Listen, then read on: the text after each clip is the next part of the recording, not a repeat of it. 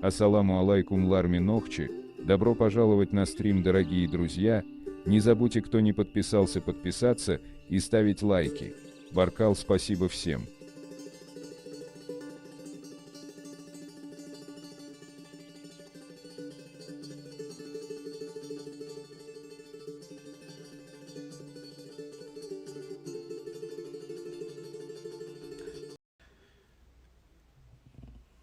Да нет, я, в принципе-то, отвечаем на какие бы они то ни было и болезненные вопросы. Главное, в рамках культурного общения. Вот, я не пытаюсь кому-то навязать или что-то сказать,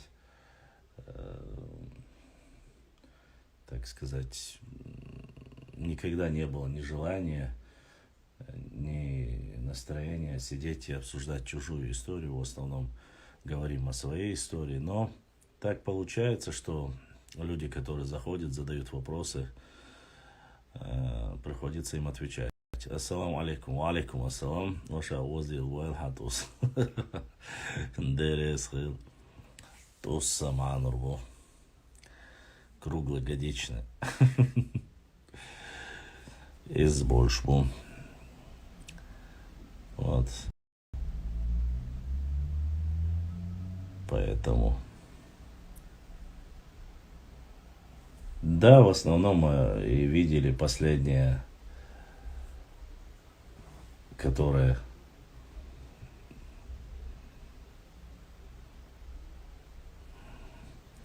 вы знаете, я принципиально не смотрю, конечно, там, чтобы сидеть в Ютубе, следить за ним. Вот. Но если конкретно рассказывают, начинают рассказывать какие-то сказки, байки, то начинаю, конечно же, отвечать. Вне всякого сомнения. А так, в принципе, сидеть, расслушать его старческий маразм, у меня никакого желания нету. Что там он делает, что он там рассказывает, мне абсолютно по барабану, честно сказать. Конечно, рассказывают, гонят какие-то, гоневу рассказывают. Из последних, вот то, что мне прислали, он там этого Уруса сделал чистым, не знаю, стопроцентно, как будто бы он знает, что этот Урус был представителем чеченского народа, якобы он там пил водку этого Потоцкого и рассказывал все ему, все рассказывал. Вот просто-напросто человеку, я не знаю, кто это такой, конечно, нету уверенности вообще никакой, что Урус был представителем именно нашего народа. Но пойти, чтобы туда, к какому-то барону, чтобы он ему выпить налил и чтобы он рассказал, это, конечно, салам алейкум, брат, ва алейкум ассалам. Ролик посмотрел, карта не, во-первых, карта не подтвержденная, во-вторых, это новая карта, братан, к сожалению, эта карта не имеет под собой никакого основания. А так, Сим-Сим, да, в принципе, согласен. Нанесение петроглифа на него. Но этот петроглиф относить именно только к нам, это очень сложно. Этот символ вечности, он, как я вам говорил, у древних народов, но очень нелепо сделана эта карта. Написано, конечно, Турция, но там должно быть где-то обоснование, там должно быть что-то, что могло бы показать. Да, я так и понял. Должны быть какие-то документы прикреплены или что-либо. Потому что по этой карте сделано, получается, что Сим-Сим государство владело территорией Исарира и более.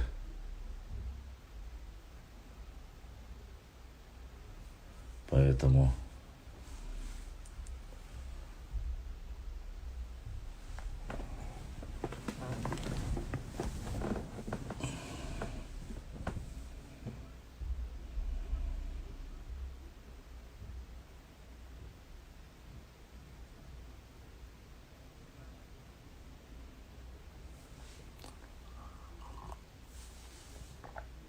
я могу сказать, и плюс на ролике чтобы у него были такие границы. Ва алейкум ассалам. Европе ночь мастерик салам маршал дух.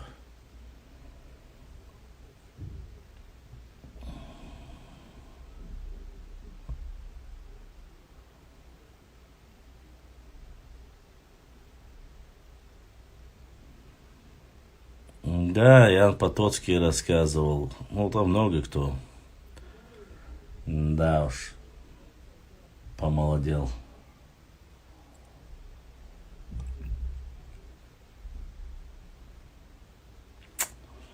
Привет, сестренка.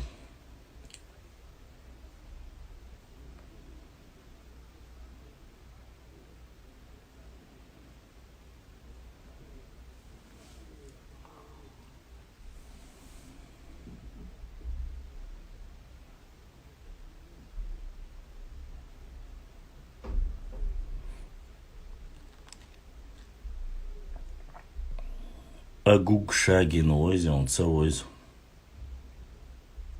Целуюсь в уши. Я говорю о том, что любая карта, какая бы она ни была, она должна иметь под собой какую-то историческое обоснование. Вот об этом я говорю. Ва алейкум ассалам, Заур.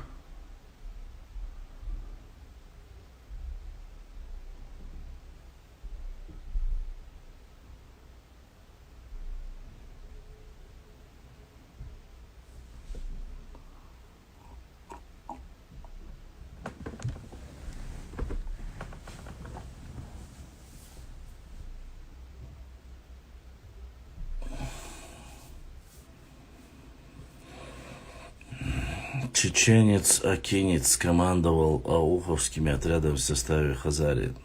Нету понятия чеченец-акинец. Такого понятия ЧР ОНАХ 95 нету. Тема эфира. Тема эфира у нас всегда история.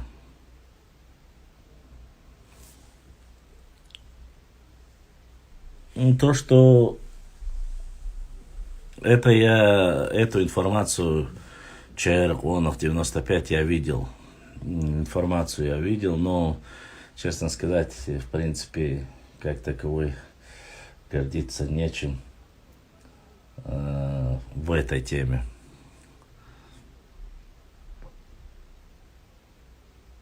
Преуспевший говорит, есть одна карта, это карта мира, мир всему миру. Салам маршал ду. YouTube чур. Ва алейкум ассалам. YouTube чур масяга. Салам маршал. Хаити кой.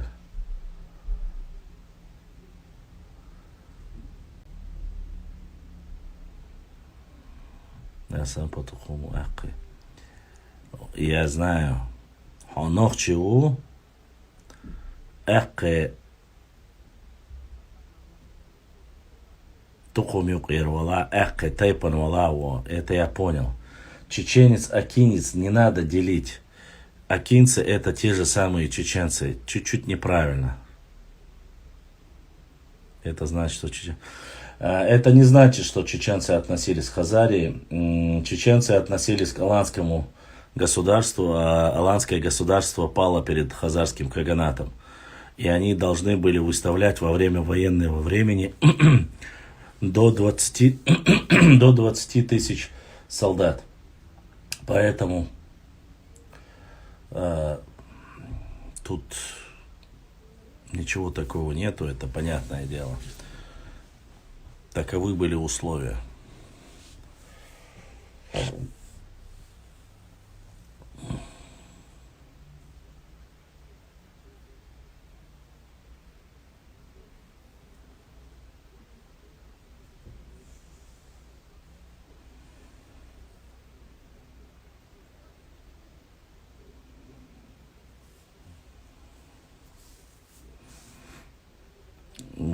Мы непосредственно ЧР ОНАХ, часть представителя нашего народа входила в состав хазарского каганата как военная каста непосредственно.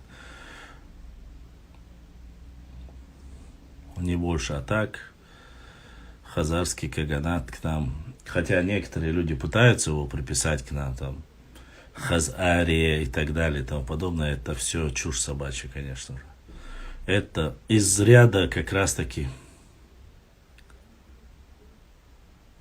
Ты сейчас реально меня троллишь, что ли, я не могу понять.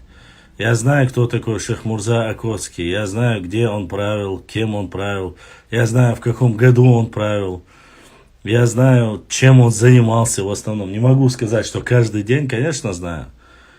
Шейх Мурза Акотский был одним из самых одиозных представителей чеченского народа, вне всякого сомнения. Был мужественным воином, представителем. И, в принципе, междуречье Терека и Сулака, вот этой области, вплоть и до сегодняшнего современного уха, нынешнего, все эти территории управлял в основном он. И первый договор, который был заключен между Московской Русью и нашим, так сказать, народом, заключил именно Шейх Мурза Акотский. Там, кажется, это договор из 10, кажется, пунктов, если я не ошибаюсь. Ну, многие не знают об этом ничего, но, однако, к тому времени это был очень важный и нужный документ. Албури Мурза и его сыны так уж более неизвестны, как их отец и дядя.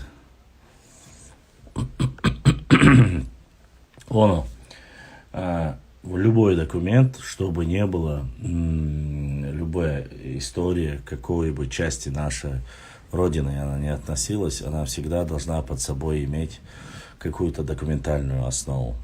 Или же как полевой материал, или же как любой, без разницы. Акотская земля — это же государство. Нет, это не государство. Это часть государства. Это местность, ну, как сегодня Ауховский район, к тому периоду вот Акотская земля назывался. Это не государство. И никогда не было. Там есть свои небольшие нюансы и моменты, которые просто так говорить как бы от себя тоже не... Пока ничего, тишина.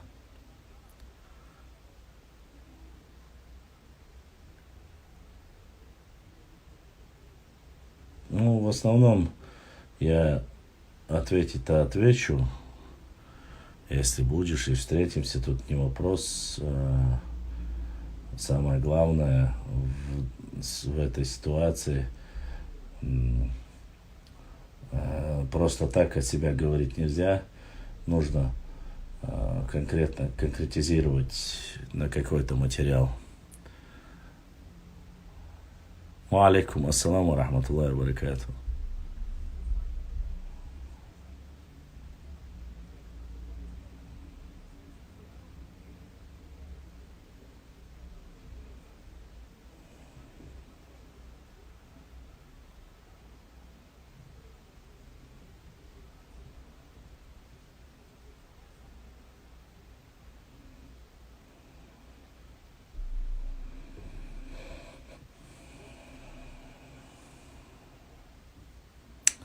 Ассаламу алейкум, башлам и всем братьям и сестрам. Ва алейкум ассалам, вас рус. Ва алейкум ассалам ва рахматуллахи ва баракатуху.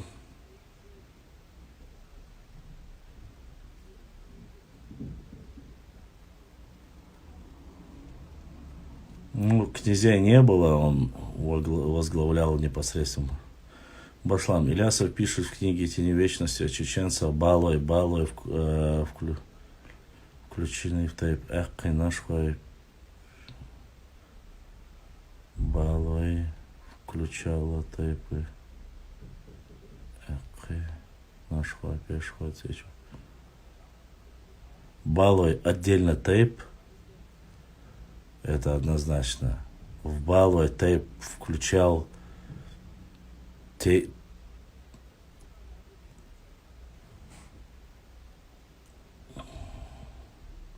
Балой тайп не может себе включать нашхуай, пешхуай, цичуай, галай, межуай, ялхуай. Балой тайп — это один тайп, такой же, как и остальные, которые ты перечислил.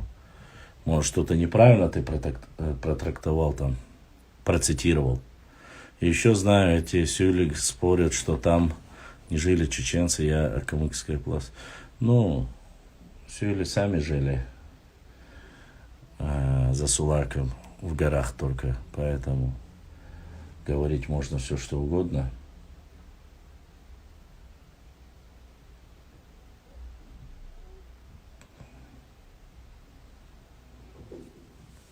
Алейкум ассалам рахматуллахи ва баракатуху. Ибраим, если будут в Ютубе вопросы, сразу задавай, перенаправляй, будем отвечать.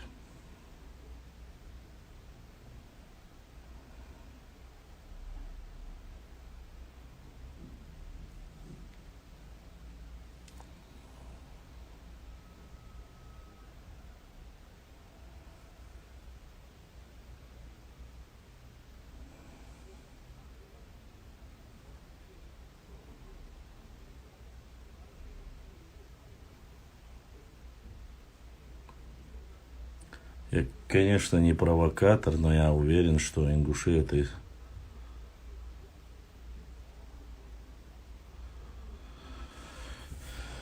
Ну, оставим уже, сколько лет мы уже по отдельности живем. Думаю,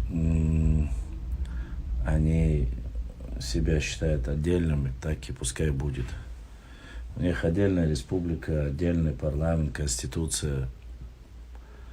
Поэтому... Я не собираюсь лезть в чужой монастырь со своим уставом. Да, Заур, дошел до Асаэл. Ну, ты видишь, благодаря вот вашим поддержкам, так говорится, вашими молитвами понемногу собираем и можем проводить эфиры. Заказал одну хорошую книгу тоже. Немного собрал у меня, конечно. Я об этом и говорю, немного собрал. В последнее время с этим у нас пока с поддержкой или с помощью немножко сложновато. Ну, как говорится, это не та стихия, которую многие хотели бы поддержать или помочь. Ибрагим Сулейманов. Чем отличаются договоры Шейх-Мурзы Окотского и 6 ингушских фамилий? Очень сильно отличается. Во-первых, договор Шейх-Мурзы Окотского не заключался о верноподданстве для начала. Уже один этот пункт. Там в основном были экономические, там то, что на территории, где проживают чеченцы, нельзя строить какие-то другие храмы, нельзя заносить какое-то другое верование. Там ряд вопросов, они совсем другого характера. Там вхождение в состав России, добровольное вхождение, а здесь немножко иная. Нужно ознакомиться, и вы уже, думаю, будет понятно, чем отличается. Пошлам, там просто Ильясов пишет, что балуйцы в древности были очень большим обществом. То есть, как... Но балуи идут отдельно тейпом, если я не ошибаюсь. Я их иногда путаю с балуй. Они идут отдельно. Балуй это большой тейп и очень древний тейп. Никто с этим не спорит, и тут никаких проблем с этим нету. Они не останавливаются на этом и говорят, что наши земли... Сказал тому, как Кистин в том эфире говорил, что он ногчи. Ангуш сказал мне, что ему заплатили. Заплатили? Мне, конечно, очень интересно, но, к сожалению, я никогда никому ничего не платил. Вот. Наоборот, если у кого-то есть возможность, люди пытаются помочь мне. Вот. Но чтобы мы платили кому-то, такого никогда не было. Может, они по себе судят, там у них и был и этот злой грузин, там другие, которых они пытались настроить против чеченцев, но платили и так далее. Мы никогда ничего не кидали, никому не ставили палки. Буду скидывать периодически, да, Даил Диасан, навсегда в эфире попадаю, он воркалыш. Заур Дерес, Хилдал Духуахуэл. Ибрагим Сулейманов, вне всякого сомнения, поверь мне, есть древние, очень древние тейпы, которых не так уж много среди чеченского народа. Поэтому и Балуай, и Галай, и Орсуай, и Садуай являются одними из древнейших чеченских, чисто исконно новчих тейпов. Поэтому тут я про Вары, Тухулмы и так далее не говорю. Я именно про тейпы говорю. Поэтому благодарить меня не за что, потому что это наша история, ее нужно знать. И это важно знать. Вот.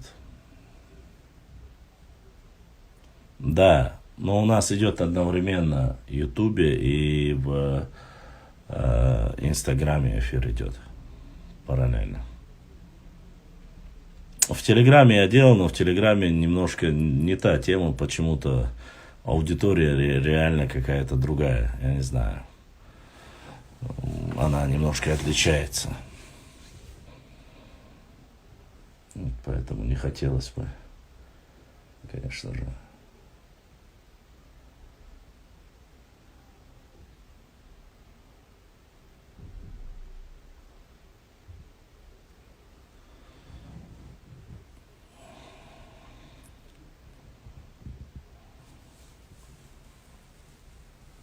Ну почему? Платят, это когда тебе определенные люди дают задания, дают деньги, говорят, проведи вот это, скажи это. У меня этого нет, у меня есть там единицы ребят, там, Ибраим, Заур, там, Адлан, единицы ребята, Омар, которые помогают донейшенам. Есть одна-две сестры, которые время от времени помогают. Поэтому не всегда получается, и мне за это никто ничего не платит. Башлам видел новости, в Ингушетии нашли древние останки. Ученые говорят, предки ингушей отличаются от... Что думаешь? Ничего не думаю. Пускай проверяют. Ученые, проверим, что за ученые. Я не знаю. Отличаются от кавказцев. Чем отличаются? Нужно понять.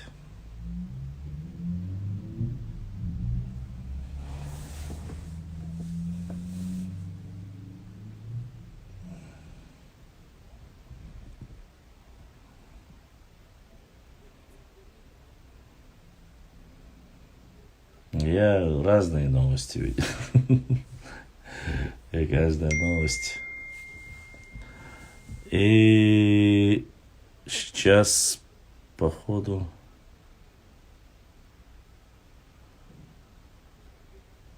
брат Бекхан задонатил. Бекхан, Аллах да духуахуал. Аллах да саадуал.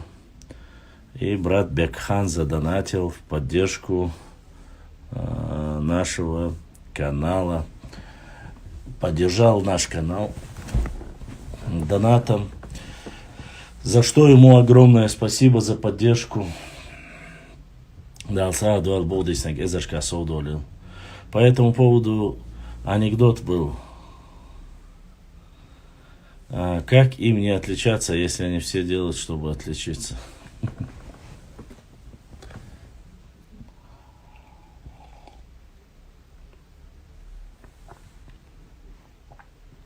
Не знаю, честно сказать. До других дела нету. Но я знаю одно. Стоит нам что-нибудь найти в горах, в пещере, захоронение Алан или ДНК представителей нашего народа там среди захоронений аланских могил или что-либо такое. Не проходит большого времени и сразу начинается Ланкастер Бек. Башлам салам маршал от Бекхан. Бекхан ДРС хил дал си дуэль Ланкастер Бек. Дал духуа хуаю. За поддержку огромное спасибо. Очень приятно, когда наши братья, сестры помогают нашему каналу, особенно новенькие. Да к старым я и привык уже, они всегда пытаются как-то. Башлам, ассаламу алейкум. Где и когда ингуши воевали за свободу? За свободу? Я не знаю. Правда дороже. Честно сказать, я не знаю такой войны. Чтоб за свободу воевали, не знаю. Против белогвардейцев воевали 6 дней, это я знаю.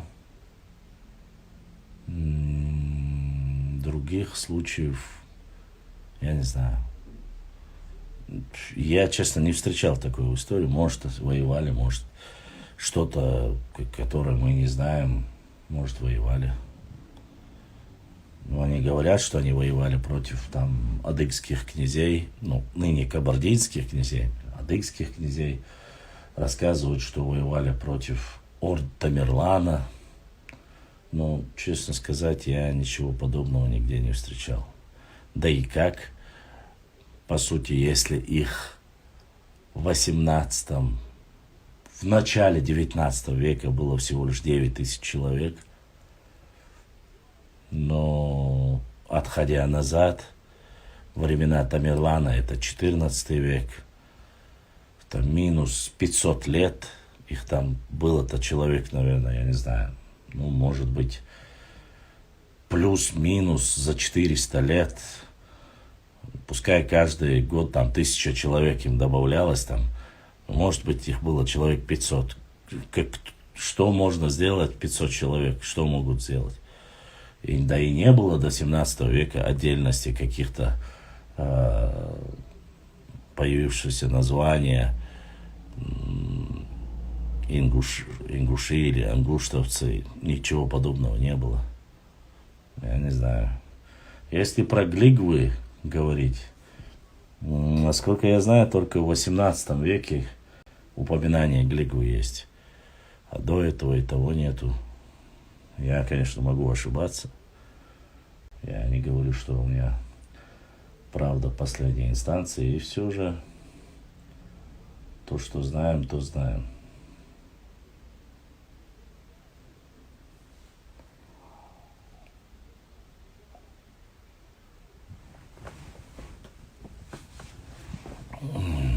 Поэтому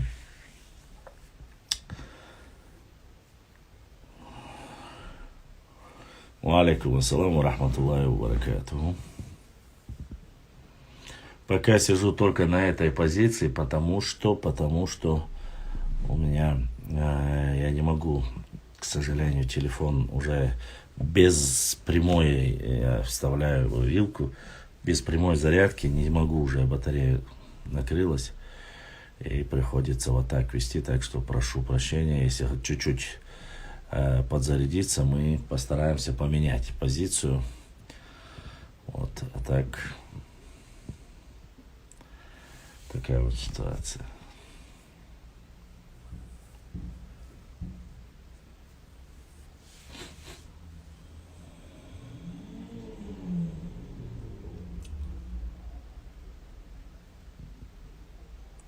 Алейкум салам. ДРСХ. Да, можно сказать, что подкупили. Вот, если с учетом того, что ты говоришь, что мне платят, а это получается за сегодняшний весь эфир один Бекхан поддержал, значит, Бекхан проплатил, чтобы я проводил эфиры. Так получается у тебя. Башлам, у нас по ДНК говорят больше родства с тайпами. Димтуа Нахчмахкой, слышал про это что-нибудь? Я не слышал. У нас хуай. Да нет, в принципе, почему? Вот ДНК, еще раз я вам говорю, ДНК не показывает национальность, еще раз. А что касается нахчмахоевцев, ну, из Нахчи вышли, считаются в основном все нахчмахоевские тайпы. Это понятное дело, ариец. Как никогда не было, как никого не было, если чеченцы произошли от ингушей. Извини, такую историю не знаю. Хасан Бакаев сказал, когда он отвечал на вопросы, что он не знает, почему Глигову приписывают к ингушам. Я еще раз говорю, ну, сейчас такая тенденция, они говорят, что да, ну, раз так, я и молчу. Что я могу сказать? Не только Хасан Бакаев об этом говорит еще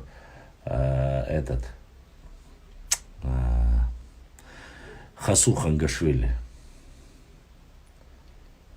Хасу Хангашвили об этом говорит.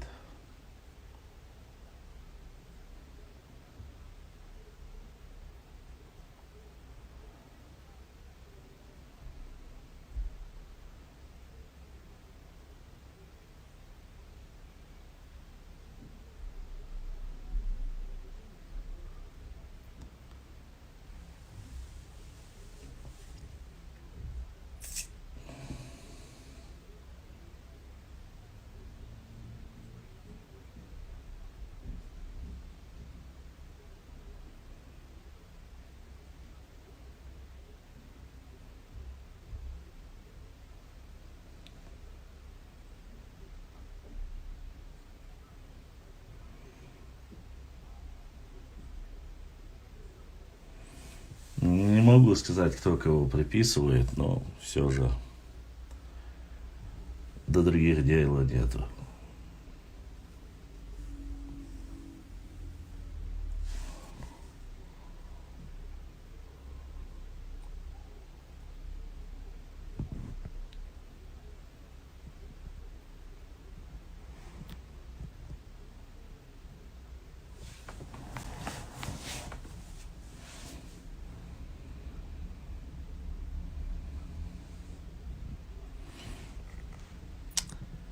Да, кто не смотрит и хотел бы узнать, но сейчас Франция ведет 2-1 пока. Чемпионат мира по футболу. По крайней мере, пока.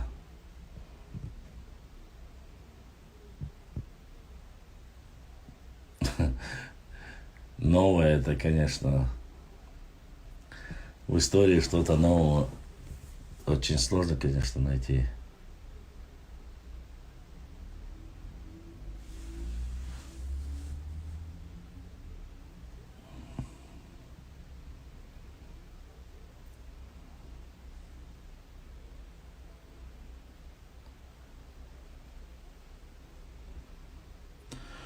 Да, марокканцы всех, походу, удивили.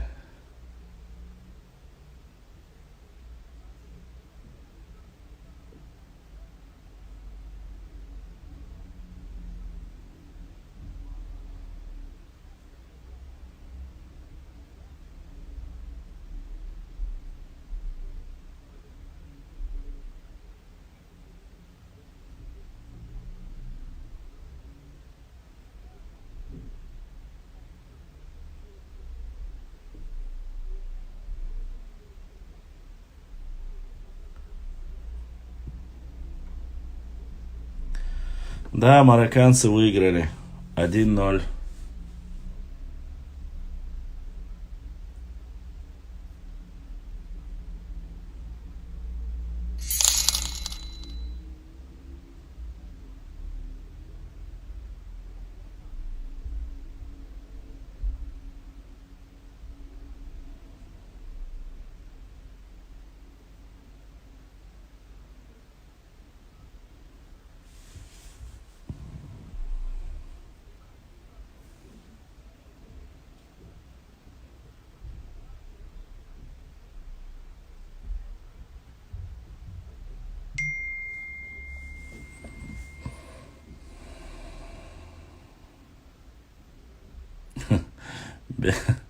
Бякхан опять задонатил.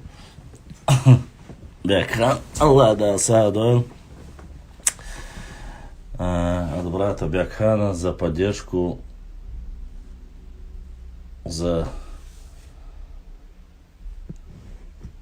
нашего канала. Походу сегодня полностью эфир поддерживает наш Бекхан. Бекхан дал саадуэл, будиснак эзершка судуэлитил, дал беркат дуэл. Башлам, по ДНК осетины многие из нашхоевской ветви чеченцев происходят, оказывается. Бакаев рассказал, но перешли на иранский язык, так Аланы это ногче выходит. Я не знаю, честно сказать, вообще-то отношение к, что есть среди осетин ветки, которые близко родственные нам, мы это знали. Вот. А так, остальное я, конечно же, не могу сказать. Ник Ариец прислал донат. Ариец, Ник Дерес Хил дал Духуахуайл. И Ариец сегодня задонатил.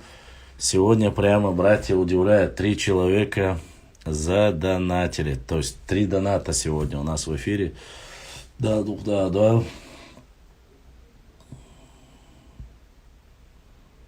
Нет, Урарту считается одним первым из древнейших и первым государством.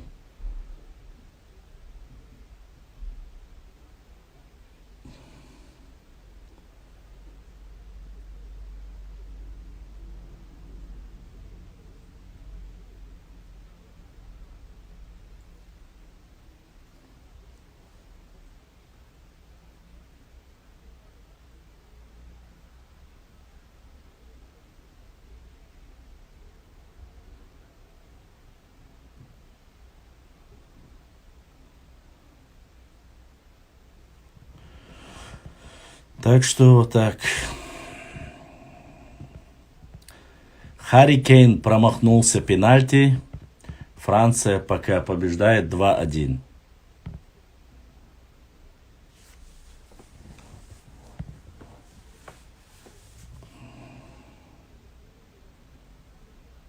Время от времени, чтобы в курсах были.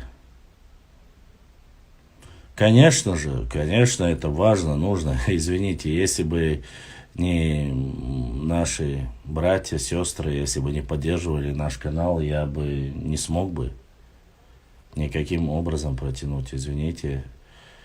Я помню, как один из наших подписчиков начал говорить, там, типа, карты, книги, вот ты вечно говоришь, там, собираешь, покупаешь. Это так дорого, или 3-е, 10-е. Потом, через определенное время, он у меня спрашивает, я хотел бы купить такую-то, такую-то книгу. Это, кстати, не такая уж и редкая книга, но это новые книги, которые сейчас печатают, сборники истории, они такие монотонные. Я ему говорю, сходи туда, там, купи. Он пошел, одна книга стоит 4500. И это не самая дорогая книга. Чтобы вы понимали, донейшены, чтобы собрать даже, грубо говоря, 4500, порой нужно проводить очень, очень много времени. Не у всех есть возможности, и, как говорится. Да и плюс расчет был в основном какой. Нам очень важно и нужно не только в электронном виде. У нас в основном карты в электронном виде, вы знаете, да? Я очень много карт купил и работал с архивами, чтобы мне присылать в основном. Но они закрыты, их купить их очень сложно. Приходится договариваться с ребятами, которые разбираются. Мне не каждая карта нужна. Нам нужна карта, где что-либо вообще касается чеченского народа, особенно старые. Так один брат, наш подписчик, пошел на базар в Австрии, сделал видео на этих видео 16-17 века. Он нашел на немецком языке чеченские карты, сфотографировали, мы загрузили их. То есть показали, это тоже, их не было нигде. Но в Австрии на базаре, в столице Вене нашли немецкие карты, поэтому думаю, что благодаря таким братьям и благодаря тем, кто поддерживает, донатит, мы, конечно же, вне всякого сомнения, узнаем очень много нового, важного. Книги в основном, вы знаете, авторы книг, которые мы используем, они не печатаются в Чеченской Республике. Это последнее время, к нашему большому счастью, начали нам помогать наши соседи, грузины, присылать материалы, касаемые очень даже хорошие материалы об истории чеченского народа. Вспомнил, есть же карта 1400-х годов, Чечня от Черкесска до моря. Башлам, самая древняя карта, которую ты видел, с какого года? Которую я видел, это карты профессора, абхазского профессора, фамилия забыл,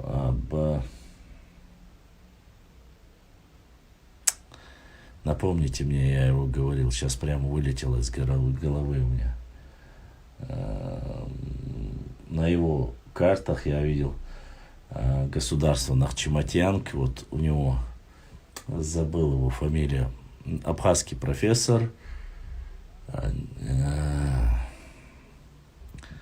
Гумба, Дайресхил Орсхо, абсолютно верно, у Гумбы я видел карты. На нем есть самые древние отмеченные карты, имеется в виду. Так дальше карты, на которых отмечены 16, 17, да, 16 века я видел. 16 века, но более такие, правильно, это 17 век, 18 век. Гурам Гумба, имя тоже сейчас помню. 17, 18, 19 века уже отмечается. На остальных картах, где я смотрел, есть очень много карт, есть древняя Алания, но видите, говорить о древней Алании мы не можем только к себе. Аланское государство это было такое разнообразное, хотя все сегодня говорят мы аланы, Аланское царство не было ни осетинским чисто, ни ингушским, ни карачаевским, ни балкарским, ни там адыгским, ни чеченским тем более. Это про Дагестан я вообще молчу. Вот. Аланское царство это вот как объединенное царство было. Вот. Что касается хазарского каганата, то же самое. Так, и у нас. И Нохчиюа задонатила через YouTube. Нохчиюа. Аллах дал сидуэло, дал дукьяхуэло. Будиснек эзашка совдолетила. Дал могше мерше иш дикише ёштхуна уастёшча хелпур балватхун. Дерес хил будиснек эзашка совдолил. Огромная благодарность я нашим братьям и сестрам, которые помогают нам, поддерживают наш канал. Вот. Есть вот такие карты. Ну, вы должны знать, да, честно сказать, касаемо многие вот наши историки, которые говорят, вот мы там чуть ли не носом землю роем. Мало кто, ни дагестанские, ни осетинские, и в редких случаях даже грузинские ученые, кроме как по границе, они могли сказать по границе, они писали и о дзурдзуках, и о кистинцах. Там есть моменты, которые непосредственно граничил с Южным Кавказом, то есть Грузией. Есть такие моменты, и тут нет никаких сомнений, это огромная благодарность им за это, за информацию, поскольку грузины это наши соседи, которые, в принципе, что бы ни происходило, у нас очень хорошие взаимоотношения были, и поддержка друг друга была. Но и были и военные стычки, но несмотря на все это, упоминания ими, вот у них сейчас появляются и карты тоже, они карты 14 века пишут, и 15 века пишут. Они могут, основываясь на своих исторических материалах, уже делать карты, где проживали кто. Вот. Так, ранние карты европейцев я смотрел, я опубликовал. Есть карты, где от моря до моря написано просто Черкесия, одно слово. Но само собой, это название и народное название, они сами себя назвали, вы знаете, это Адыге. Нахчиматьян это большой, мы слышали о ней. Нахчиматьян очень большое государство. Нахчиматьян это было от Кумы и до Сулака, если не дальше. Вот. Башлам, как думаешь, была ли Атлантида? Возможно, была, честно сказать. Уж слишком много того, что кто бы что ни говорил, какая бы фантастика там сериал не снимали, я думаю, что есть, возможно, что была. Дзурдзуки и Аланы это разное же. Конечно, разное. Дзурдзуки это чисто только наши, а Аланы это разные народы. Аланское царство из разных народов было. Поэтому я вам по картам говорю, есть Хазарский каганат, где карты есть, а территорию Центрального Кавказа, где мы проживали, на многих картах, просто этот промежуток, просто-напросто, он настолько закрытый, скрытый от многих глаз. И, честно сказать, я очень много смотрел моментов, где вот этот промежуток, он просто-напросто пустой. Пустой, ни за кем, не записано. Ну, что касается вот этих сказок, якобы там аварское это было, ну это чушь собачья. Эти места, аварцы, которые занимали эти места с помощью царской власти, или кабардинские князья, или кумыкские шамхалы, это все произошло только после того, когда произошло монгольское нашествие, произошло татаро-монгольское нашествие во главе с Тамерланом, когда чеченский народ был сведен почти что на нет. Земли были пустые, вы знаете, свято место пусто не бывает. Само собой, они их начали поддерживать и брать, занимать сюли. Ай! Шаройский брат подключился, Умар задонатил. Умар дал сидуэла, дал духуахуэл, дал саудуэла, я это не доната. Вот, поэтому они сегодня уже, я реально вам говорю, нужно держать ухи, всегда ушки на макушке, всегда нужно смотреть, просматривать их паблики, наблюдать. Там есть моменты, которые... честно вам скажу, они уже Шарой, там половина Шароя называют своим, там уж не говоря об остальном. Да, им подсобят там некоторые нордийцы, наши соседи с востока и запада, они объединяются там. Ну, последнее видео, которое закинул я вам, это видео с Ютуба. Я специально первое вот эту фотографию показать вам на каком канале. То есть этот ролик не сделали чеченцы. Его не сделали ногчи. Зачем? Ни один достойный, любящий свою родину представитель нашего народа, ногчи, тем более, никогда в жизни не сделает ролика, где перестанет существовать его родина, его отцов. Новое образование, которое называется, грубо говоря, Дагестан, как таковое, оно новое, потому что объединенного такого государства не было никогда. Были отдельные княжества, там какие-то, там, Шамхала Тарковского, там, Аварское, там, и так далее, и тому подобное. И там лезгины отдельно, лакцы отдельно. Потом объединились, с 1921 года они стали единым. Ингушетия вообще появилась на карте, которая никогда не существовала доселе, имеется в виду, как образование государственное, в 1860 году. Башлам. Руслан Арсунукаев говорил, арстхойцы сформировались первично от тайпов Галанчевского ущелья Акы. Наш хуамержи абсолютно верно. Варство чисто ногчи, не понимаю, в чем здесь ингуш. Абсолютно верно. Руслана Арсунукаева в этом случае поддерживаю на все 1000000%. Я его ролики просматриваю, посмотрел. У него очень мало каких-то нелепых, фантастических моментов. Это человек, который реально хорошо, я так скажу вам, владеет полевым материалом. Еще моменты есть, где Руслан Арсунукаев, я с ним полностью в этом согласен, и вам рассказывал много о Руслане Арсунукаеве. Он рассказывал о Черных горах, и он показывал эти именно Черные горы. Это местность, где проживали вот это воинственное племя. Хотя многие не хотят, вот эта каста именно Уарстхуай. Это Уарстхуай, я еще раз вам говорю, многие там не говорят ваши клятвы. Я уверен и на 100% могу сказать, Уарстхуай это чисто кровные ногчи представители нашего народа. Никакого сомнения этого нету. Вот. Насчет нарты. Ну, про нартов я рассказывал, это в основном легенды, мифы. Сказать как таковой, что прямо существовали они или исторически записаны они, такого я не могу сказать. Есть полевые материалы, опять же, говорят о кастах, воинах, о нартах.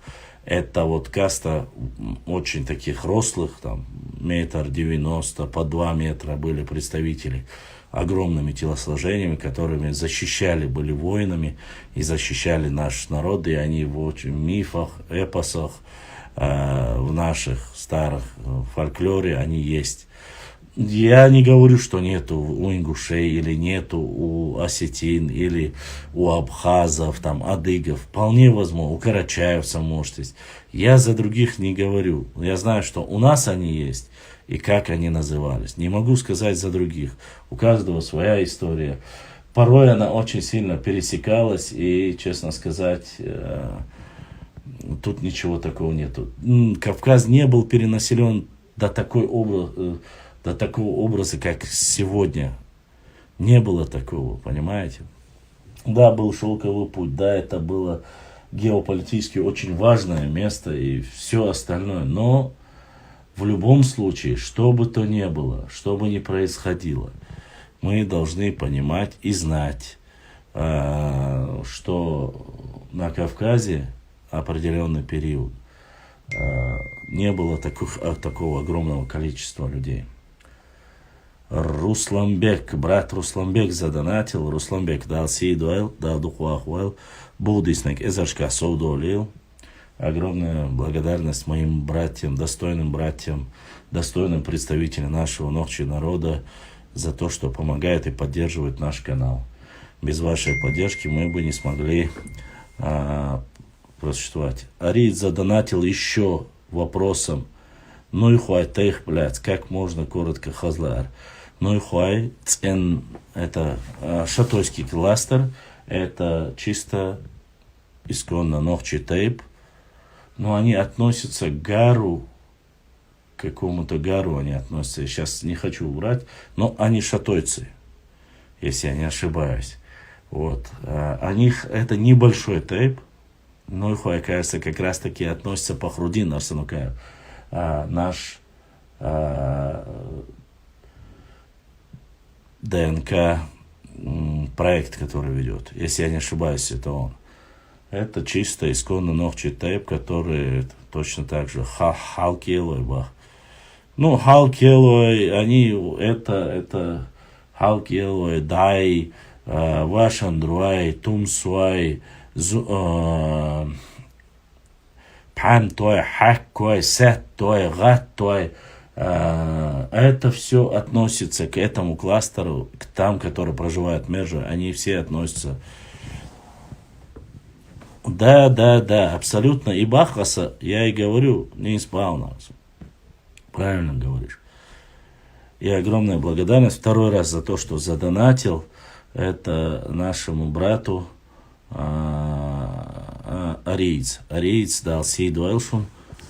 Рэмбо Джам, кофе и уэга. К сожалению, у меня очень труховый кофе остался, братья. Дик кофе, яцуэга. Раньше, когда свободно можно было с Европы привезти что-то, передать, братья поддерживали. Да, кстати, сообщаю вам, Франция вышла в полуфинал 2-1, Англия отправляется домой. Франция победила. Виват Франс. Ля Франс, ля Франс, ля Франс. Еще раз, ля Франс. Поздравляю всех любителей, кто любит французский футбол. Франция победила и прошла в полуфинал. Кажется, Франция будет играть с Марокко в полуфинале.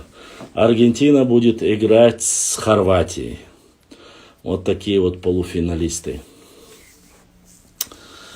Потом уже дальше финал. Это так как бы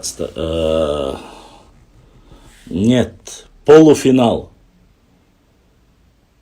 Полуфинал. Башлам кофе, Ивага. Про кофе я сказал.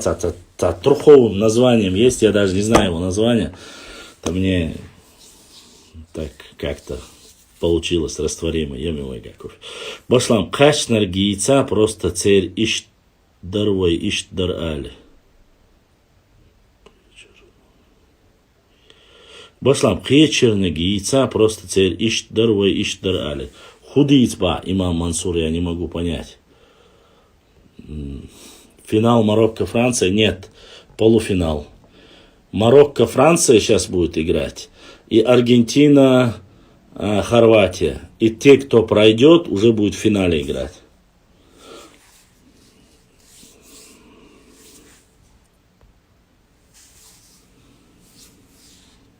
Да, не вопрос. Да, есть у нас, конечно. Я могу, просто я боюсь, что вам...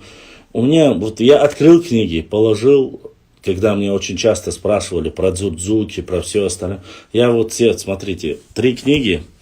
Вот, смотрите, сейчас я вам покажу. Вот книги подряд лежат, видите?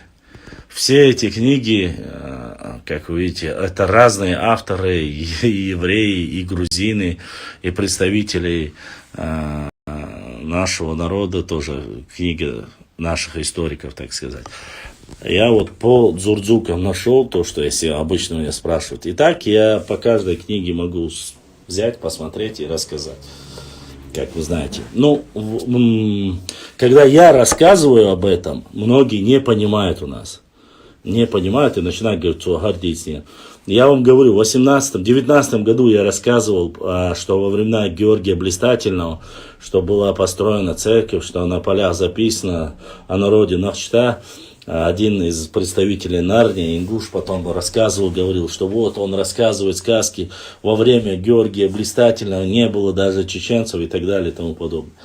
Но сегодня это стало все, естественно, доступно всем. И грузинский профессор рассказывает об этом. Я загрузил видео. А теперь, когда уже нечего сказать, до этого они вылизывали, говорили, вот наши братья, грузины, без грузин. А теперь, когда я этот ролик загрузил, и этот профессор и админ этого канала загрузил эти ролики, где он говорит, что с 14 века грузины знакомы с чеченцами под названием Навчи, что это записано было, они начали писать снизу. Кто вам заплатил? Чеченцы вам заплатили и так далее. Всякие гадости начали. Если бы они бы не начали бы тыкать его, задевать, он бы не выложил. Он взял, выложил потом еще уйма роликов про чеченцев в той или иной мере касающихся. Я оттуда взял потихонечку, зафиксировал, аккуратненько вырезал и загрузил. Еще не все загрузил, Ибра знает. Мы вместе с Иброй это сделали. Поэтому порой эти нарнийцы сами себе хуже делают. И не мы же, и в то время ничего не было, они были красавчиками, а потом они стали плохими. Почему? Потому что они якобы начали поддерживать чеченцев. Они не поддерживают чеченцев, они рассказывают историю, на котором основана их доктрина. То есть они не могут менять историю во благо кому-то, во благо чеченцев или ингушей. Для них чеченец и ингуш это одни кистинцы. Понимание грузина. Понимаете? Поэтому крутить можно, вертеть можно, но от этого ничего не изменится. А вообще этот, Д'Артаньян, герой, генерал стратегического назначения, он вообще залепил такое дерьмецо и говорит, что якобы грузинские ученые еще 200 лет тому назад допустили грубейшую ошибку. И после этого, говорит, еще 200 почти, что человек переписали эту ошибку, и все это неправда. А это вообще не касается даже этого чудика. Это не касается его. То есть грузинские профессора, грузинские университеты, доктора наук, грузинские священнослужители на Библии везде ошиблись, когда указали, что была церковь на земле Нахчита.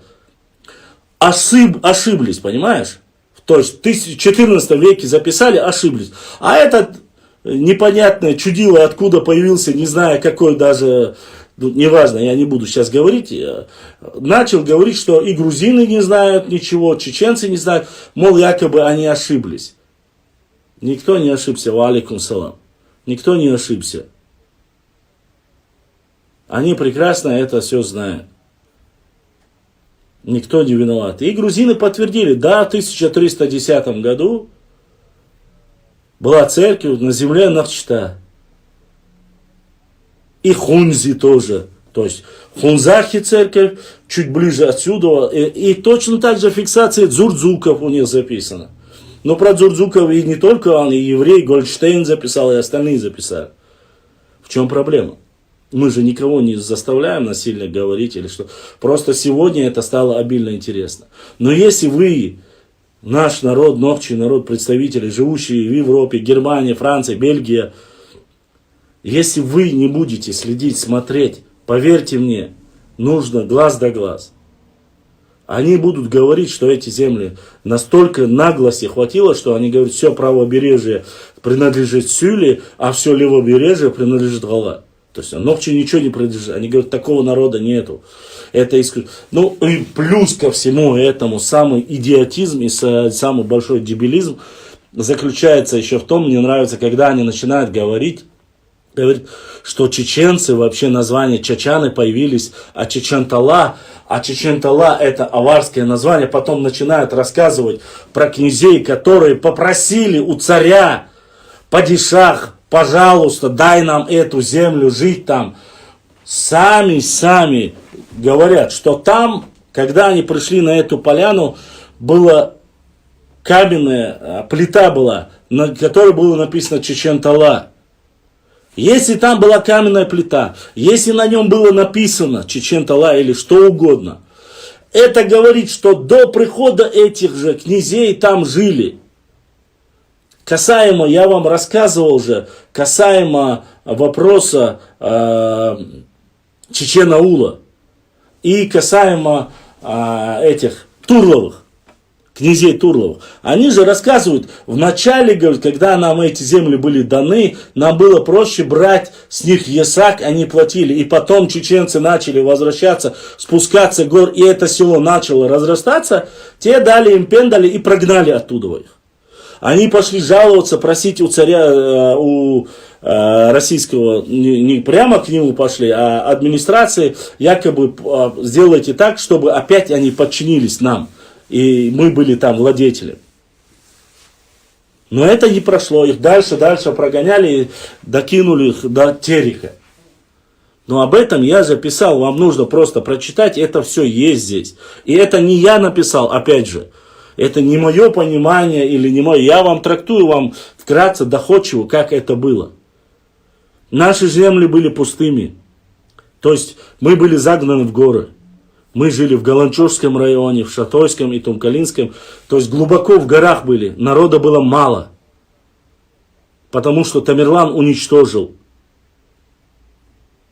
Через 100 лет потихоньку начали спускаться. Занимать села.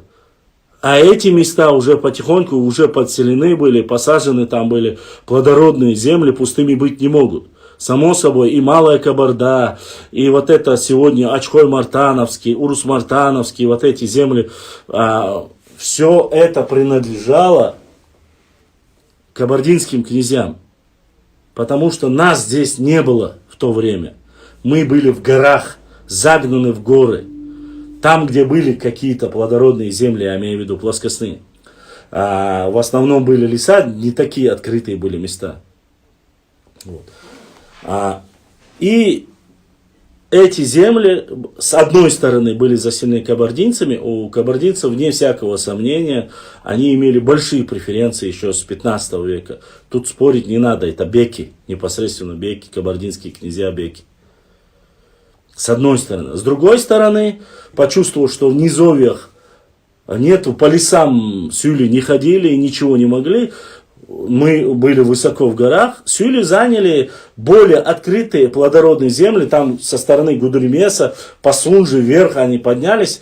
Там, где были открытые более или менее пространства, конечно, они тоже занимали. Потому что они уже были непосредственно под влиянием. И они, в принципе, не все, конечно же, но определенное количество уже были под царской Россией. И они просили, есть этот документ, который я тоже публиковал, он есть и на арабском языке, как они в Кизляре просили, чтобы оставили эти земли. Не забывайте, когда эти земли и эту местность пришли первый раз охотиться, вот эти якобы аварские князья, на этих местах, они говорят, уже были терские казаки, сунжинские казаки, и они их порубили, от них они сбежали, поселились под Кизляром, год жили, попросили эту землю, и потом только пришли туда.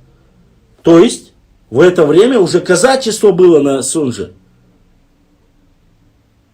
Вот о чем я хочу сказать. Терские казаки они были, но без разницы. Это говорит о том, что уже царская власть имела здесь свои форпосты, имела своих уже представителей. А мы не могли себе, мы не могли себе этого позволить. Нас было мало. Хитростью, наглостью, конечно же, вернули свои земли. Это их родина. И зачем здесь нужны какие-то там сюли, шамхалы, беки и остальные? И из этих всех добровольно ушли, в основном добровольно ушли кабардинские князья, то есть адыгские князья. Почему? Потому что простые адыги поддержали эту инициативу. И все сократилось до Малой Кабарды, то есть до территории Малой Кабарды. Сами же кабардинцы доходили до Брагунов. Эти земли доходили до Брагунов. Брагуны это фактически под Гудермесом, чтобы вам было понятно. Ну почти что. Эти земли были за ними, за кабардинскими беками. Вот. А по Тереку, Кизляр, междуречье Терека и Сулака, вплоть до Гудермеса и вверх по Сунже были кто? Абсолютно верно, были кумыки, Шамхала, Тарковского. Они заняли эти земли.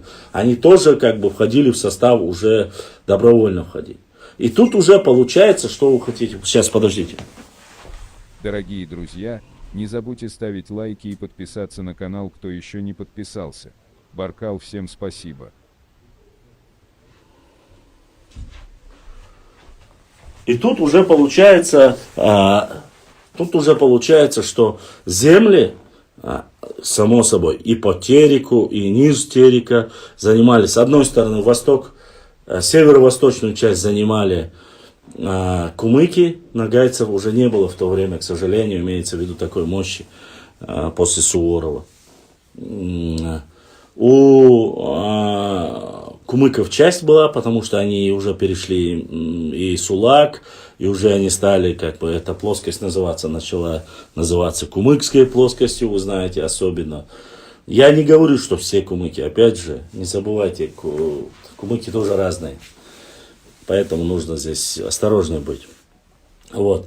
И шамхалы, кумыкские, верхняя часть, то есть вплоть до Ичкерии,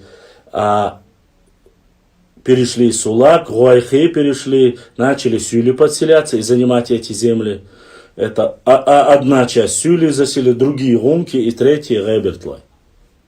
Не считая северной части, где были терские казаки уже. Это уже Наурский район, Ишора, то есть это кордонная линия, там уже были все терские казаки. И получается, что чеченцы были загнаны. Какого бы вы ни взяли историка, какого бы вы ни взяли, ни один из них не может. Каждый, даже в 20 веке, разница сейчас 21, да? Даже в 20 веке историки пишут, что фактически не знают о истории чеченского народа. А те, кто писал, вплоть до Бирже, писал очень, ну, не настолько лицеприятные вещи. Вот такие вот были ситуации. Последние земли Малой Кабарды, которые ныне это уже, к сожалению, часть Ингушетии. Не к сожалению, потому что это когда-то эти были земли чеченцев. Туда же входил и Псидах, и остальное. Эти были земли Бека Черкасского. Бек Черкасский, эти земли, сократилось население, неважно, от чего были набеги, были стычки между кабардинскими и чеченцами. Но и в конце концов, в любом случае, что бы ни происходило, история была разная. И договора заключались между кабардинцами и чеченцами.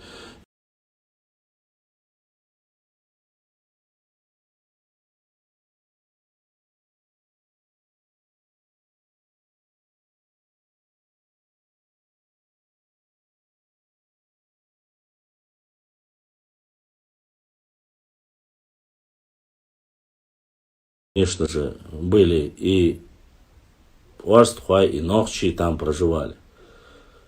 После, уже когда большая часть мухаджирами ушли в 1800, грубо говоря, 60-65, эти земли уже начали потихоньку подселять и остальные селения, ингуши.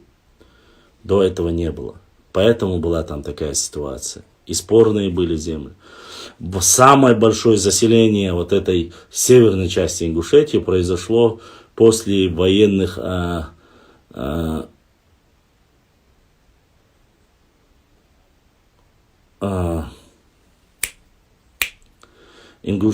осетино-ингушского конфликта из пригородного района вот, переселились в основном в эту часть. Но об этом говорит это не только я говорю, это и эксперты, и первый президент Ингушетии то же самое говорил, что в основном в эту часть переселились. Вот, из пригородного района. Вот так огромное количество ингушей оказалось среди Уарстхуай. Я не знаю, почему-то сегодня они называют Уарстхуай якобы это ингуши, но ладно, я не буду переходить границу, я не буду, оставим все как есть. Вот так вот произошло все это. Я никогда не говорил, что у нас там, да, вплоть до шейха Мансура, и шейх Мансур, смотрите, адыги же тоже разные. Смотрите, когда я говорю адыги, чтобы вы понимали, адыге это название черкесов, кабардинцев, всех вместе, их самоназвание адыге, и нужно их называть так, как есть, как их самоназвание. Адыги тоже разные, то есть княжеские, вот эти беки-адыги, которые были зажиточные, которые были заключены договора с царской Россией, они, конечно же, с осторожностью так вот занимали позицию шейха Мансура, первого имама Кавказа. Ва алейкум ассалам. А вот простые и более западные адыги, которые область Майкопа, Сочи, вот в этой области, которые были более воинственны, я опять же не делю адыгов на более воинственные, но они были более воинственные горной части, они очень сильно любили первого имама Кавказа шейха Мансура и поддерживали. Не забывайте, именно шейх Мансур начал потихоньку выбивать оставшихся здесь, в 18 веке, оставшихся здесь беков, нуцалов, муцалов и так далее и тому подобное. Но нуцалов-то как таковых не было, а вот эти князья и остатки от княжеского вот этого так называемого протектората, который здесь поселился благодаря царской России, они потихоньку начали их выбивать, чеченцы сами. Ну, мы народ такой, знаете, не сильно уживчивый. То есть, если к нам приходят за поддержкой, как это случилось, братья-адыги, во время тяжелой войны, мы становимся одним и принимаем очень вот эта любовь к справедливости, помогать, вот этот адаты, вот это все соблюдается в этом случае.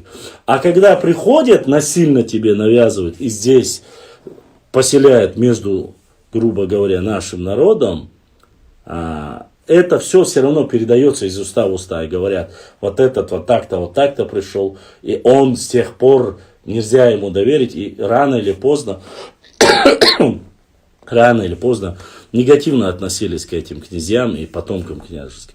А они, конечно же, вне всякого сомнения, пользовались очень... Есть места, где пользовались очень большим авторитетом. Почему?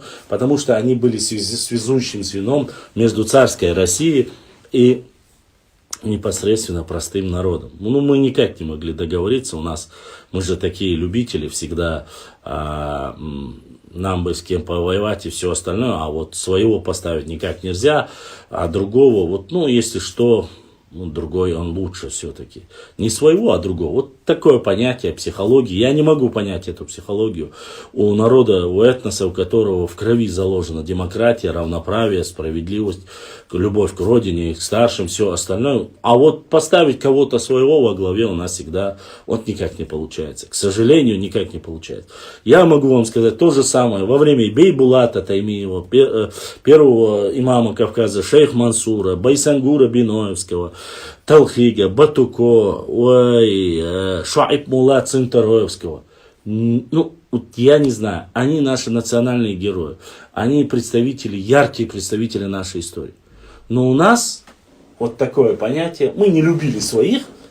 Если одни уважали, любили, то другие обязательно делали какую-то гадость. Вот, не нашего тейпа, хоть он представитель нашего народа, они должны вокруг него сплотиться. И вот, ну нет, вот у нас все должны, если кто-то подумает, нет, мы все должны быть, извините, в дерьме быть или в грязи быть. Вот равноправие вот такое вот тупое.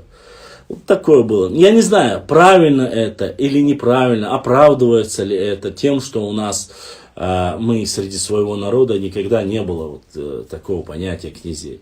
А даже если было денежные, какие бы они денежные не были, отношение к ним все равно было исторические отношения. Эти люди потеряли любую, я не знаю, любой их авторитет, любой их вес, все это потеряно, утеряно в истории. А эти люди, ну, кем они стали? Я про них ничего не слышал. Никто, что я, да и кто-либо другой. Такая ситуация, что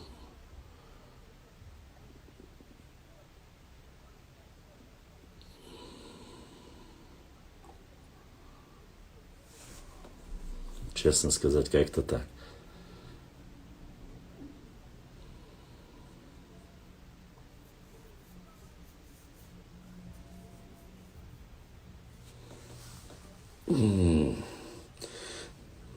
Гражданин Башлам, должны ли мы вернуть наши земли? Или же мы... Гражданин, я так скажу, мы должны в первую очередь стать единым целым. Мы должны друг другу помогать. Мы должны размножаться.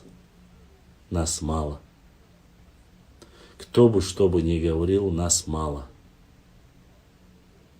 Вот. Это однозначно так. Очень мало.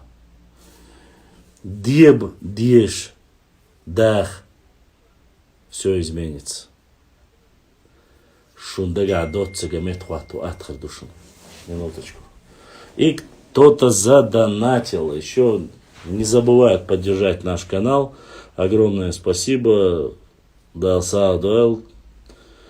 Кто бы не поддерживал, огромная благодарность всем, кто поддерживает наш канал, помогают нам книгами, донейшеном, несмотря даже, что они живут за границей. Огромная благодарность. Башлам, Бакаев много научных работ приводил про чеченские корни хевсуров, до их грузинизации. Не знаешь, что ДНК? Да, знаю. По ДНК Пшаву, Тушины, как и говорили наши предки, Пшаву, Тушины, хевсуры, они являются самыми близкими нам с единым ДНК, так сказать. У них у всех фактически J1 и J2, насколько я помню. По крайней мере, грузин мне присылал, и он даже сам не отрицал того, что по ДНК они нам очень близки все. Ну, вплоть до 14-15 века их называли нашими людьми, своими людьми. Я не знаю, с чем это связано и как это. Я все-таки думаю, что в основном деление начало сильно происходить после христианизации, когда начали отменять особо делаешь. Дорогие друзья, не забудьте ставить лайки и подписаться на канал, кто еще не подписался. Баркал, всем спасибо.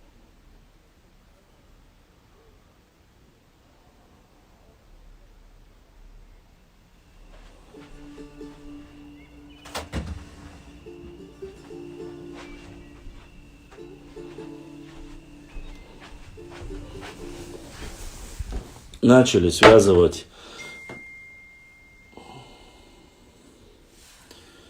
что-то, подождите.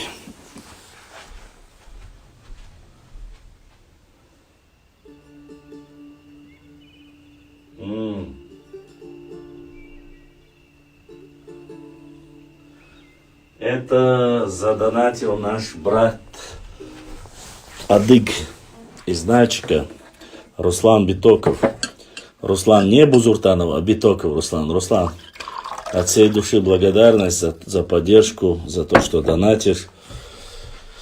За все огромная благодарность, за братство и все остальное. У меня там трубка просто садится, поэтому, Горец, твои братья должны быть мусульмане. Это ты мне говоришь или кто?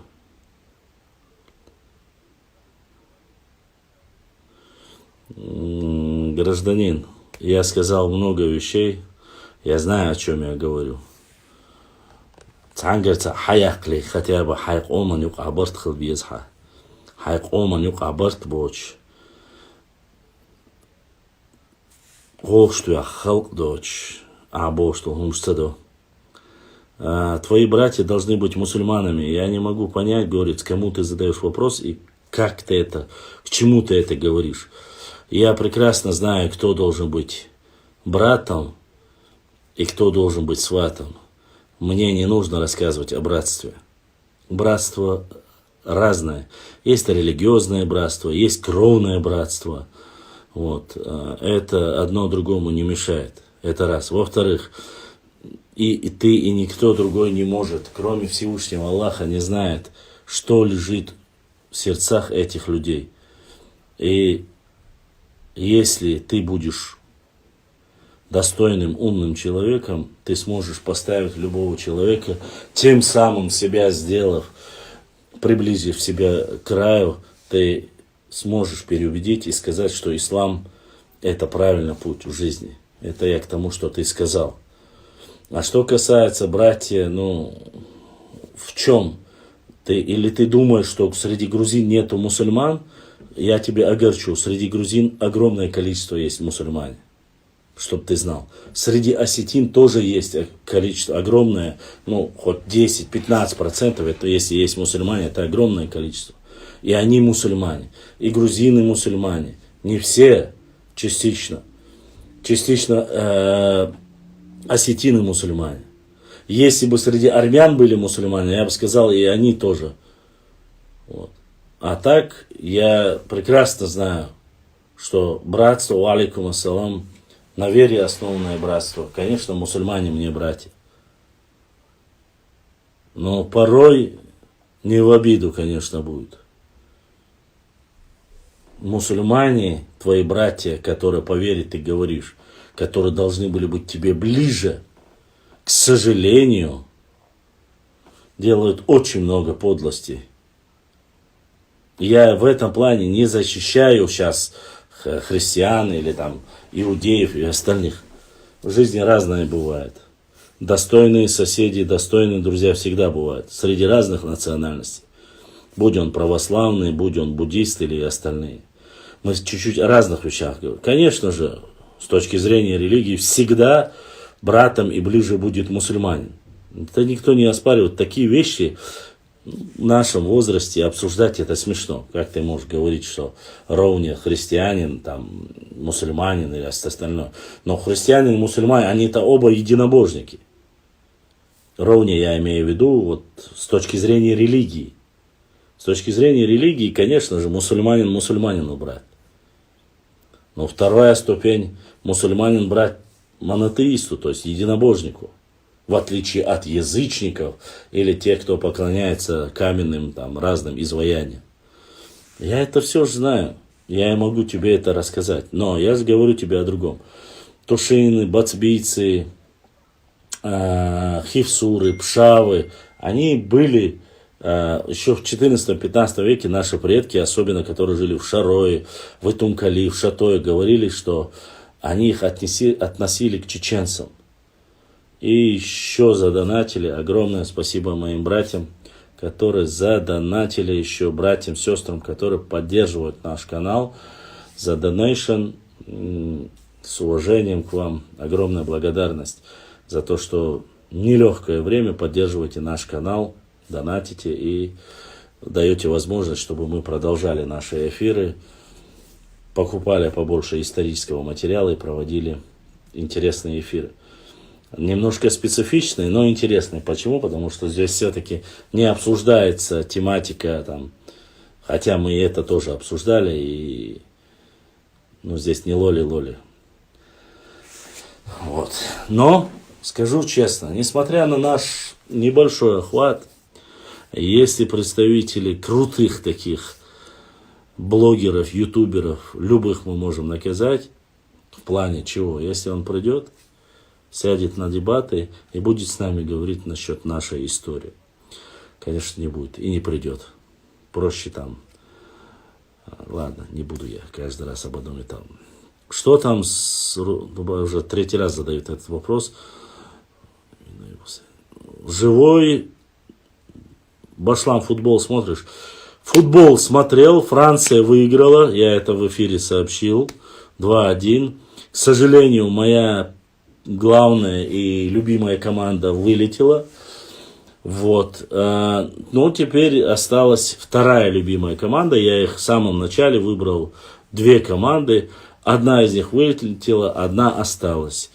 Футбол смотрю только чемпионат мира в основном. В остальном нет. Нет, я не за Францию. Я не Le France. Но в лучшем случае сегодня я не люблю англичан, честно скажу. Имеется в виду футбол. Французов больше. Башлам, как переводится слово дзурдзук с грузинского языка? Перевода как такового я не увидел. Везде читал, но не увидел. Башлам, есть армяне, мусульмане, живут в Абхазии, Турции, амшерские армяне. Валит Дересхил, я не знал. Благодарность. Не знал, что есть армяне, мусульмане, честно. Нет, Португалия не моя, братан. Две мои любимые команды. Это Германия, это Аргентина. Но с точки зрения религии, получается, я должен болеть за Марокко.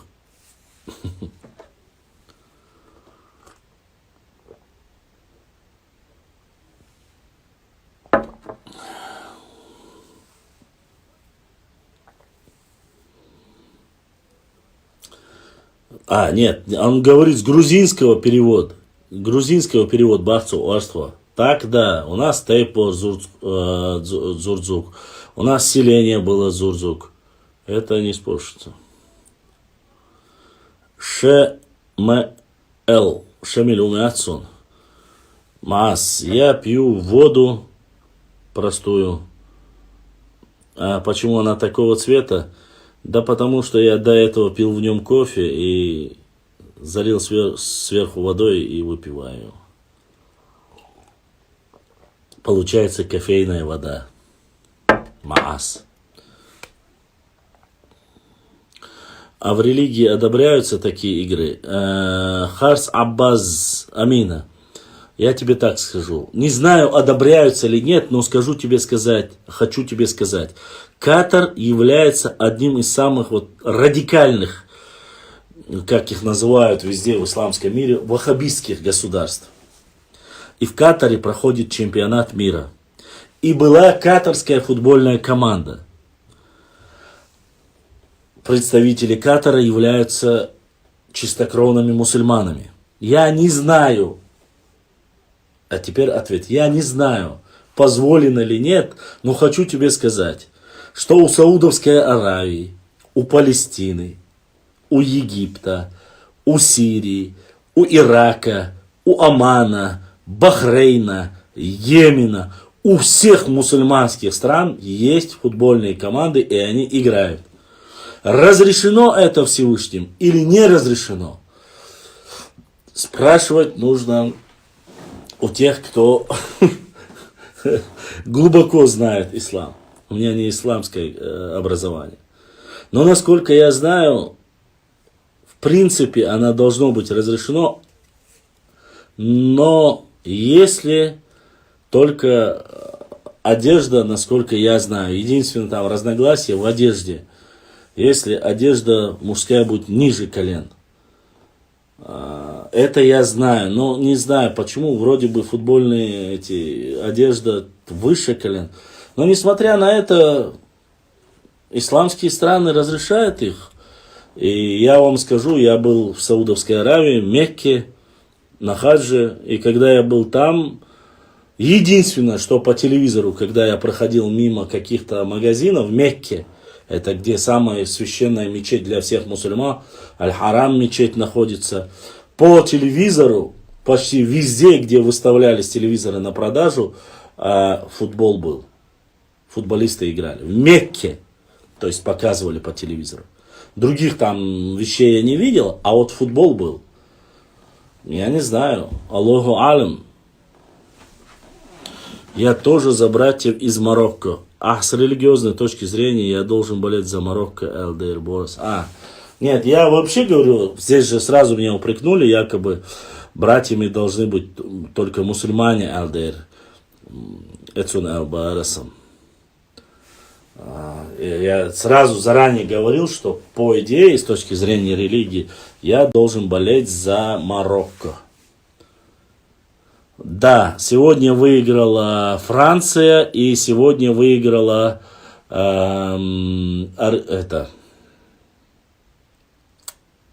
Марокко и Франция выиграла сегодня.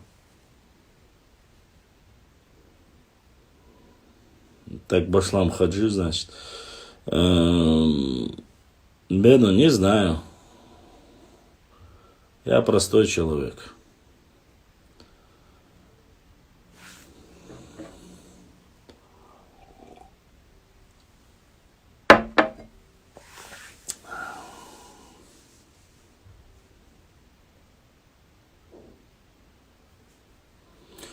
Ну, за все время существования ОАСТО Марокко впервые за всю свое существование своего футбола, вышла в полуфинал. Марокко играет с Францией, Аргентина играет с Хорватией. И вот кто выйдет, уже будет играть в финале. Ну, там кто за второе, третье место, это я уже не знаю. Это как они уже... В этой теме я не сильно. Сборная Ингушетии играет на чемпионат? Нет, не играет. Да, впервые. Но у марокканцев мне понравилось, что там мусульмане, это вне всякого сомнения, сразу без обид, мои братья и сестры, говорю. Но не понравилось мне, я смотрел одну игру у них, я не знаю, может у них... Я не знаю, какому они там течению ислама, можно ли такое делать. Но после очередной победы, над кем они победили кого-то, кого я точно не помню, они все стали на колено и сделали земной поклон. Мне это очень сильно не понравилось. Дело в том, что они поклон сделали в сторону своих болельщиков. Это было неправильно. По крайней мере, диктор так процитировал, показал, рассказал, и видно было, что была трибуна, и они повернулись на эту трибуну и сделали не просто там, они сделали земной поклон, то есть только перед Всевышним Аллахом можно делать такой поклон. То есть на колени и об землю суджуд сделали, а этого нельзя. Добрый вечер, о чем тема? Тема, как всегда, разная, интересная, последнее, что важно, что интересно. Вот так. Но это мое понимание, это вот я сказал то, что я знаю. Может быть, я не знаю. Я не ищу, конечно, но с точки зрения религии, можно ли это, я не знаю. Так что вот так вот.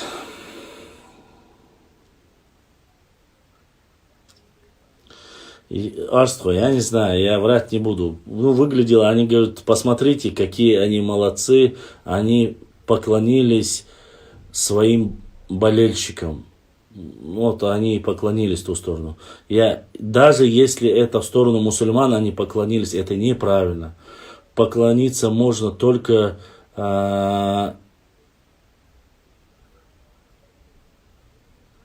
они не болельщикам делали, это комментатор так сказал. Ты же понимаешь, они не болельщикам суджуд делают. Это было в матче с испанцами. Я не знаю, врать не буду, но я не знаю, может быть в ту сторону Кааба находилась. Возможно, если это так, астафируллах, я прошу прощения.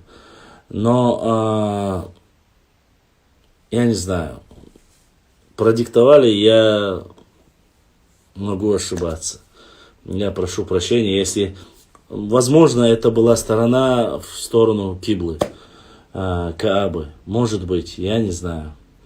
Когда чеченская сборная будет на чемпионате мира? Никогда не будет она там. Потому что мы будем делиться на северных, западных, восточных. И будем говорить, что то вратарь нехороший, то... защитники тупые и так далее и тому подобное. Мы же никак не можем договориться. Барца хулвей. Мы своих пинаем, нас своего нельзя никогда ничего делать. Когда мы станем любить свой народ, уважать свой народ, не делиться, станем одним единым монолитом, иншаллах, Всевышний Аллах поможет. Но если среди нас не будет этого, то боюсь, что положение наше будет очень плачевное. По крайней мере, история так говорит со всех сторон. И никогда ничего не изменилось со времен Ермолова. Будет, договоримся. Башлам Грушина в Ютубе смотришь? Нет, не смотрю, честно сказать. Забыл, как его зовут, надо посмотреть. А может быть, когда-нибудь будет, брат. Пока не видно ничего такого, не знаю. В чемпионате мира, чтобы выступать, вы должны знать, государство должно быть независимым, суверенным. А так, Башлам, сборная Ингушетии станет чемпионом. Дай Аллах, я не против, пускай станут. Я абсолютно никакого... У меня нету ненависти никому. Ну, ни грузины, никто, ни азербайджанцы, никто же в чемпионате мира не прошел. Башлам, Пахрудин Арсанов говорил у осетин, туальцев, корни чеченские по ДНК, а Амин Тисаев про близкое ДНК чеченцев, дегорцев. На YouTube, интересный момент. Не знаю, что там насчет Асланбека, ничего не могу сказать, и Амина. Много еще со времен Амада Сулейманова написано, что дегорцы, осетины имеют с нами родство. Конкретно имеют отношение к лам-экке, нашему чеченскому тейпу. И тут ничего нового нету. Вполне себе нормально. Подтверждает это сегодня Амин, подтверждает это сегодня, там, я не знаю, Пахрудин, конечно же, тут ничего нету такого сверхнового, неизвестного. Об этом давно, я не знаю, ну, может быть, только познакомились с этими материалами. Мы об этом давно знаем, говорим, и никто этого... Об этом я встречался с Хаджием Хизри, нашим преподавателем, аланистом. Он мне давно об этом рассказал, и все это знают, и написано я в многих книгах еще советских периодов читал, и говорится, что осетины, определенное количество осетин, многие имена и фамилии одинаковые с чеченскими, не только с чеченскими, а и ингушскими, само собой. Вот, там Басаевы, там и так далее, и тому подобное, там фамилии есть. И имена, и одежда не сильно отличается от нашего, то есть там очень много чего перекликается с нашим. Это из-за того, что, ну, по крайней мере, эти преподаватели говорили, что они повзаимствовали у нас, то есть это некая интеграция. Мы же сегодня говорим, что скифы, сарматы, кемерийцы, они влились в вот этот автохтонный пласт нашего народа, и вот что-то культурное, что-то от них небольшое осталось, именно имеется в виду под землей, археологически кида. А так они слились и остались как бы единым народом с нами. Вот от этого там скифское, сарматское, аланское, что бы то ни было. Сегодня мы знаем, что там аланское захоронение, ранее аланского периода, нашли захоронение, ДНК показывает чисто чеченского Нохчи-Тейпа.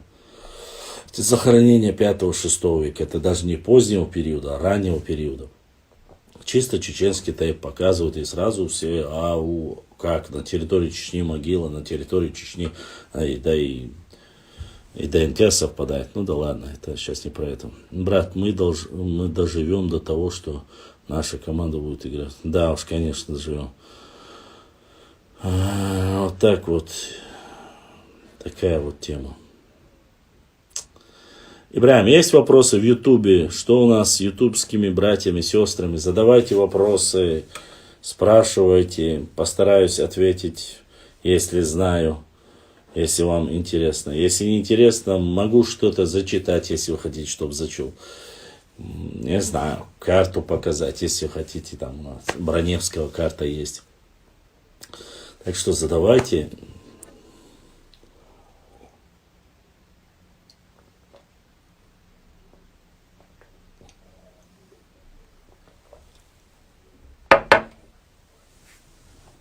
Выпил бы, наверное, 190 свободный волк.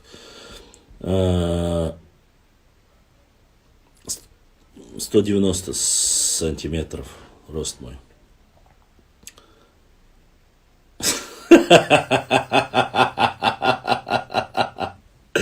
Свободный волк.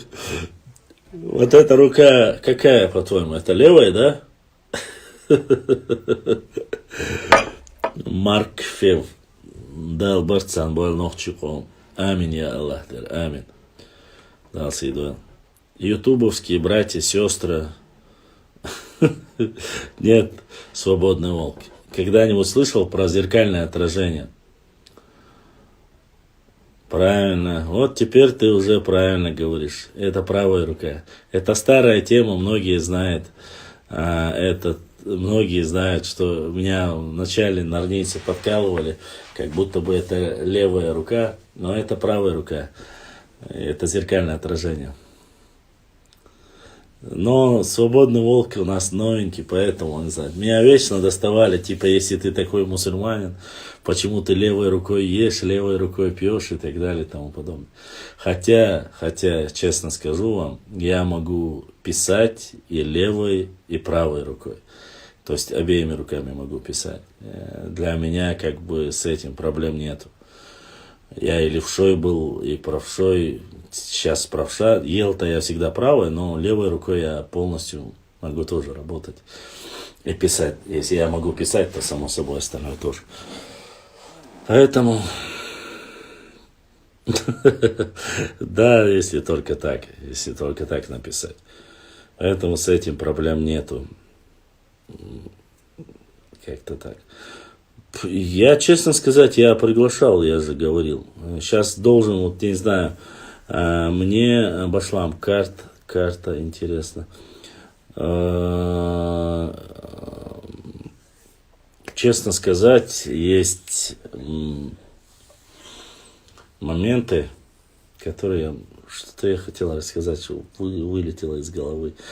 Ну, карту Броневского вы многие видели, я поэтому, боюсь, не хочу повторяться. Башлам, в последнее время активизировалась партия Войнахи, не признают Нохчи, Галга и Кистины, которые они считают, что должны быть один народ Войнах. А в Войнах нету такого народа, и Нохчи уже никогда не станут. Кто это говорит, я знаю, но это всего лишь маленькая кучка людей, которые якобы ищут компромисс. Башлам, красивая борода у тебя была, что ты так ее не пожалел? Бено, борода у нее очень быстро растет, честно сказать. Она буквально сегодня была вот такой. Но, честно скажу, время от времени делаю ее чуть поменьше, потому что она, Всевышний Аллах мне даровал, хоть на голове не дал волос, но борода у меня очень быстро растет. И как-то, я не знаю, видать, парикмахерша немножко рука дрогнула, и пришлось ее сделать поменьше. Поэтому так. Что касается войнахистов, я не знаю, нет, сталкивался с ними, но для меня это, не знаю, честно сказать. Я никогда в жизни... Я отношусь очень хорошо к термину войнах, там, луларнах, гергарнах. Для меня это всего лишь слово, но не нация. Никогда не была и не будет. Я не сторонник Яковлевщины или Заурбековщины. Для меня есть и было, и остается только самоназвание моего народа. Ну вот, поэтому, не знаю, каждому свое. Хотите заниматься самообманом, занимайтесь. Ну, честно вам скажу, многие просто кайфуют от слова чечен. Вот этот бренд, он настолько сильно во всем мире активизировался, все СМИ, ну, мало кто уже дошло, что такой маленький народ, в принципе, но чтобы о чеченцах не знали, такого нету. И этот бренд очень сильно как бы стал такой фишкой, я бы сказал. А реальное самоназвание его избегают. Это очень плохо, это говорит еще раз это говорит о том, что у нас образованных людей, к сожалению, любящих свою родину, становится все меньше и меньше. Люди, очень большое количество людей приспособленцев, то есть люди, которые называют свой народ именем, которые дали захватчики, ну, те, которые захватили, поработили, не знаю, как можно, расширили, сделали здесь, устроили свое государство. И как-то, я не знаю, правильно, неправильно. Я считаю, что каждый народ имеет право свое самоназвание, данное там Всевышним, своим народом, законами, писанными, неписанными, соблюдать. И кто бы меня ни просил, русский кто-либо, я скажу, наше самоназвание это Нохчи. Если ты не слышал о таком названии, вы называете нас чеченцами, я так скажу.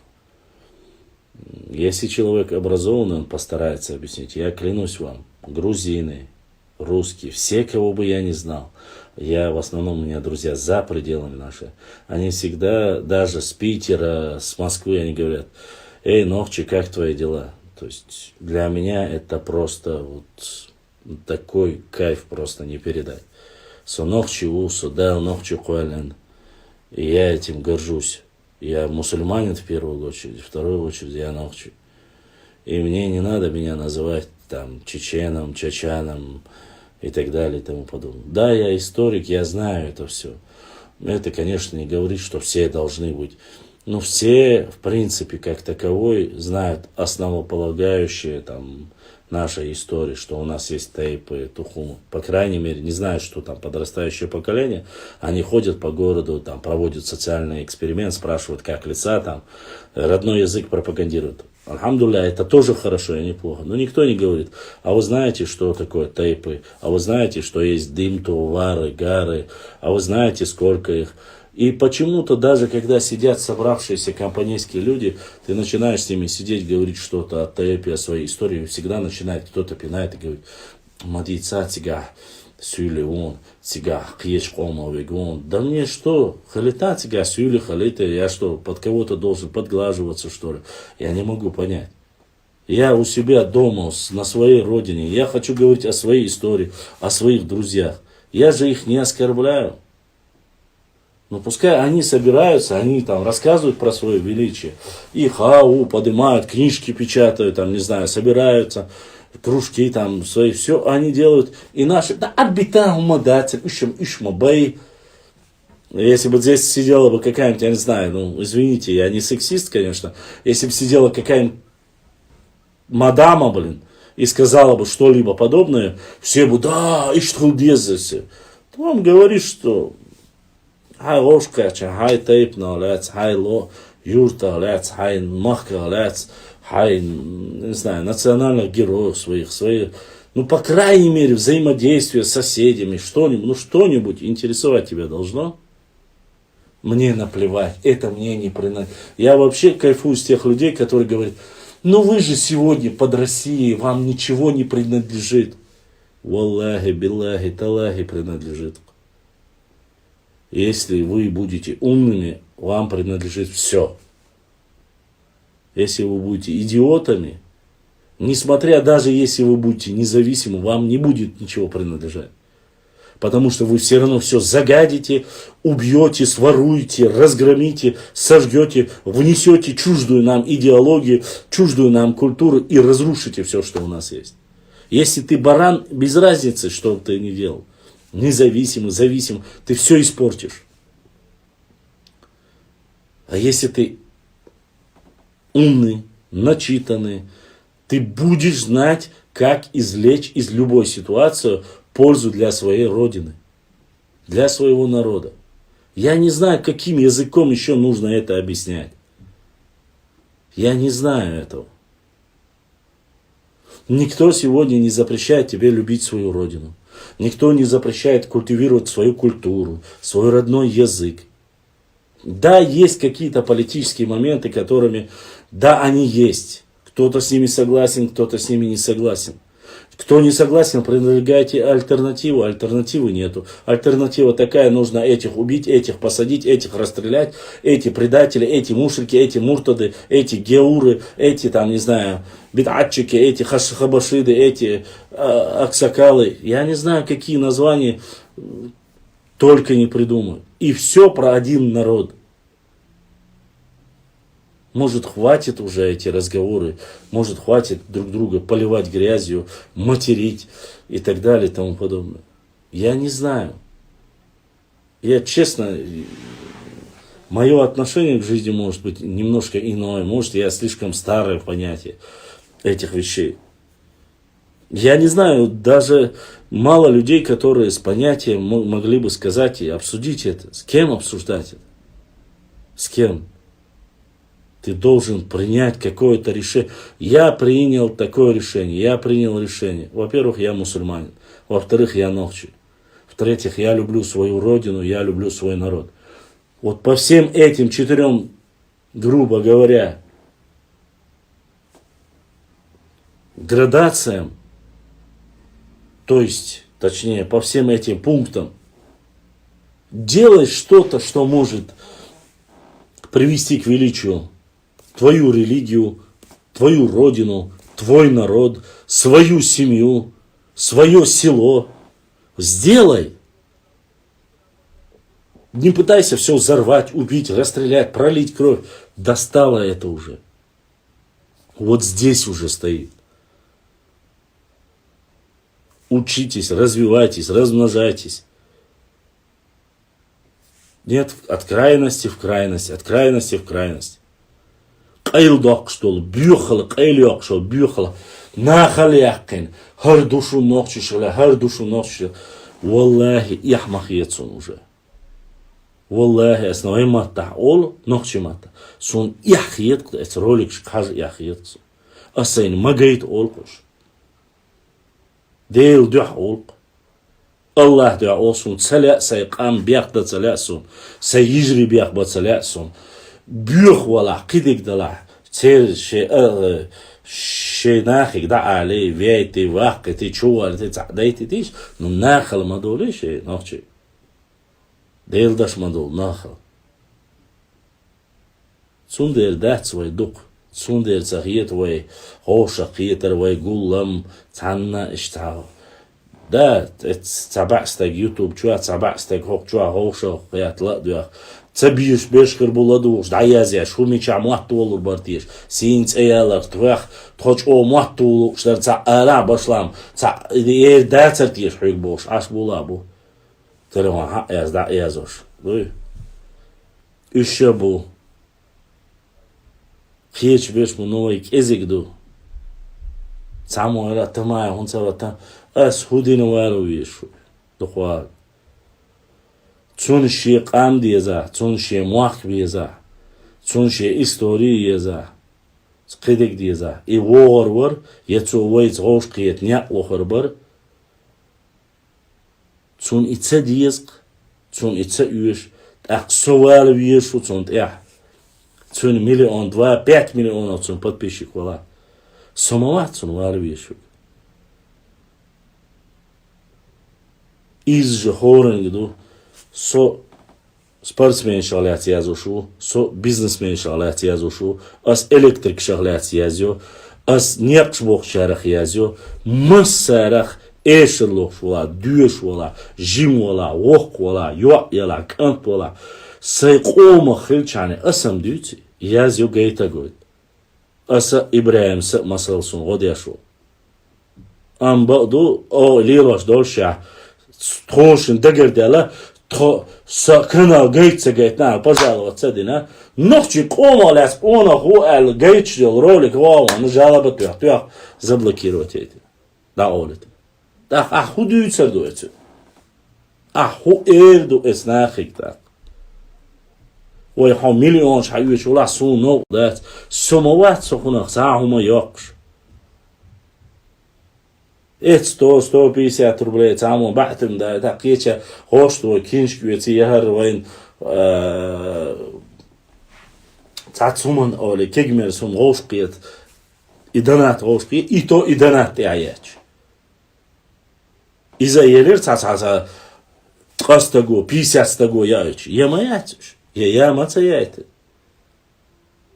И самигой, яхара самигой, يغوش كاتشديسة سميقوي تحخزهم حديث واخا أحودين حديثا أحوال حديثа.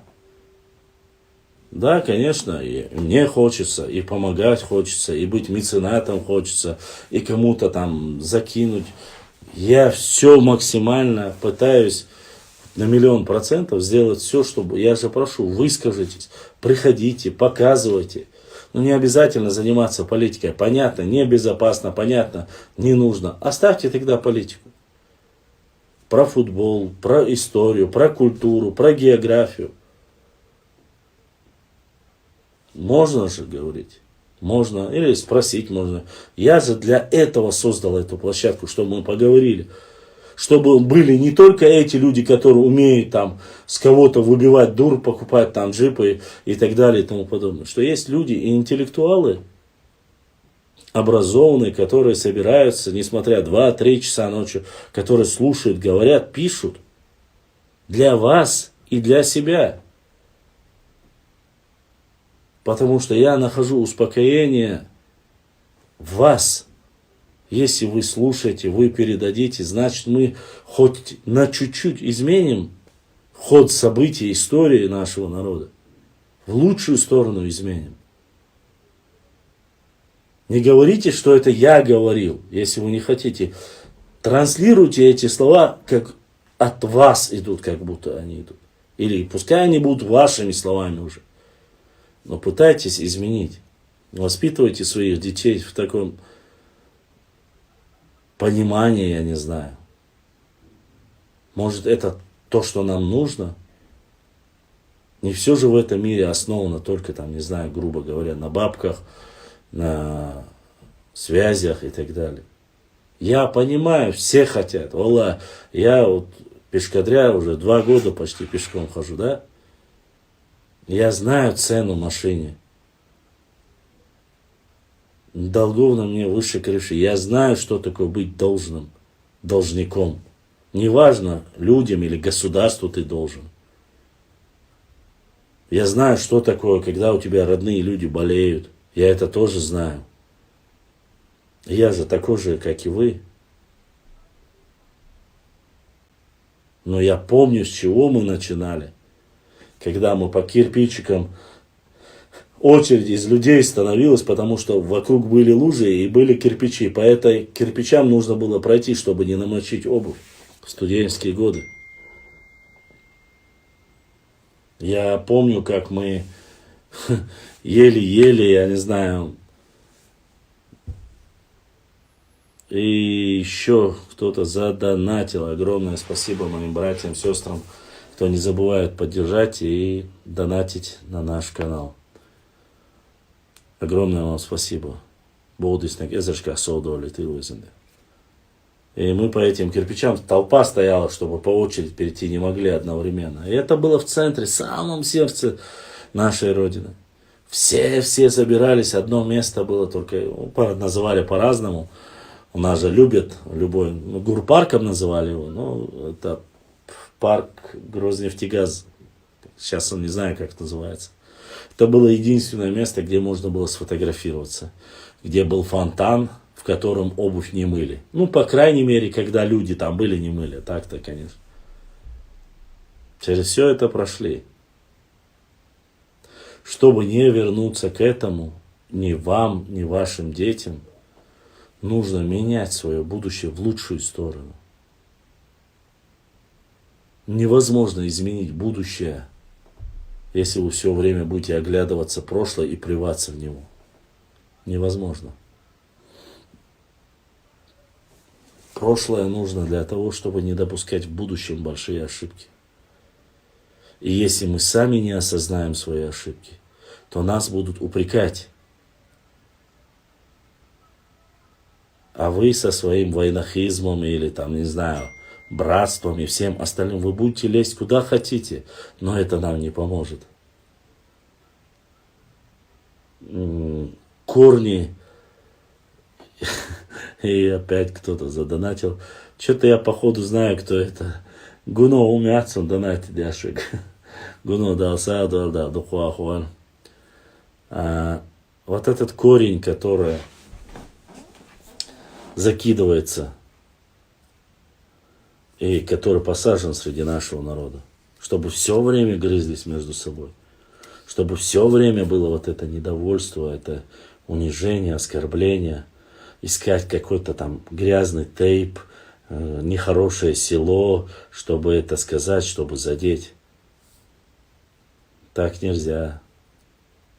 Если вы думаете о будущем, если вы думаете о своем государстве, если вы думаете о своих детях, о своей родине, так нельзя. Мы не можем всю жизнь жить в прошлом. Мы должны в один прекрасный день все это раз и навсегда забыть и идти в будущее единым целым.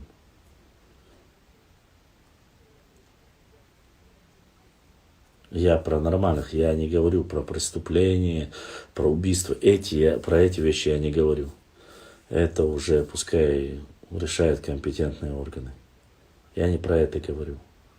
Я говорю про людей, которых на самом деле ничего по сути нету, но он сядет на лавочке, он стратег, он аналитик, он воин, он пекарь, он политик, он мэр, он полицейский, он газовик, он электрик, он сантехник, он все просто вечером на лавочке или где-то в кафе, он может обо всем поговорить. Нет. Нет. К сожалению, так делать нельзя. Так делать нельзя. И это очень... И еще кто-то задонатил. Или это один и тот же донатит специально меня мучает. Да, Садо, Будисник, Эзешка Содолетил. Огромное спасибо моим братьям, сестрам за поддержку нашего канала. Неважно сколько, важно, что вы не забываете поддерживать нас. Вот. И много моментов, которые бы, конечно, хотелось и по истории обсудить. Я вам историю рассказываю для особенно старшего поколения, рассказываю, чтобы вы знали, что был корень зла, который подсадили к нам. И он до сих пор существует.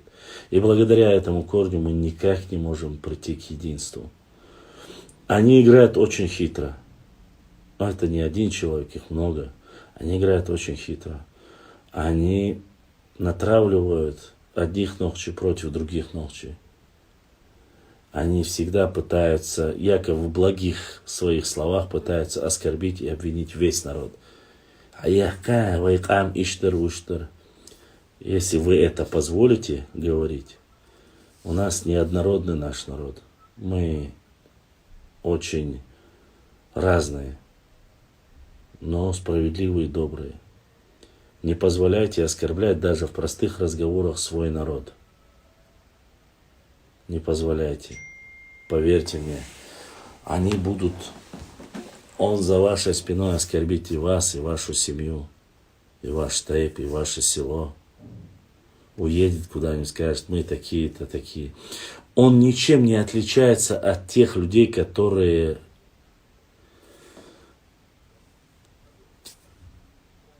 не знаю, деградировали умственно или с джиннами и вошли в контакт, уезжают, там, бьют татуировки, которые там начинают рассказывать о разных вещах, там, что там поменяли веру, там, отказались.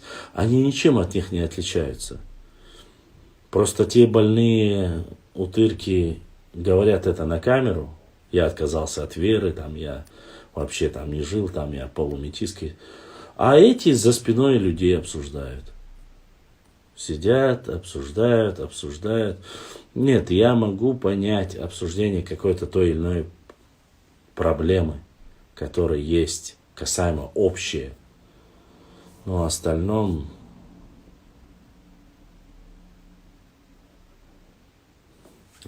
конечно же, извините, я многие вопросы пропустил, очень много пропустил, кажется.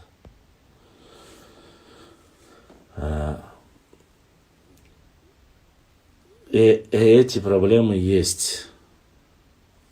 Они были и будут, возможно. Но не позволяйте оскорблять, поселившись между вами. Если он начнет говорить, стравливать один тейп против другого тейпа, напоминать им кровную месть, напоминать там, вот они же были такие, а вот сейчас они простили и так далее и тому подобное. Задумайтесь над тем, что этот человек делает все, чтобы стравить, чтобы натравить друг на друга, чтобы уничтожить. Он не хочет видеть на этой земле наш народ. Он будет прикидывать, он будет говорить на нашем языке. Он будет говорить, что вот мы там всю жизнь, да, как здесь и так далее и тому подобное. Человек, который реально чувствует себя и есть представителем нашего народа, он никогда не будет всех представителей своего народа обвинять в различных болезнях, будь то врожденное, будь то приобретенное, что бы это ни было. Опять же, любая болезнь, приобретаемая или есть, это процесс, и приобрели ему благодарство благодаря так называемой глобализации, хотя многие с этим могут не согласиться, но оно так. И сегодня многие вещи, которые в советское время ты нигде никогда не слышал, сегодня вылезли наружу. И распространяют его глубоко необразованные люди, и нерелигиозные люди, так сказать, понимающие. Они готовы ради каких-то политических амбиций распространять, закидывать, показывать весь народ в таком цвете. К сожалению, у представителей других народов, соседних, там, мировых народов во всем мире, понимание немножко иное. Да и нас не 100 миллионов. Понимаете? И не миллиард нас. И тут, конечно же,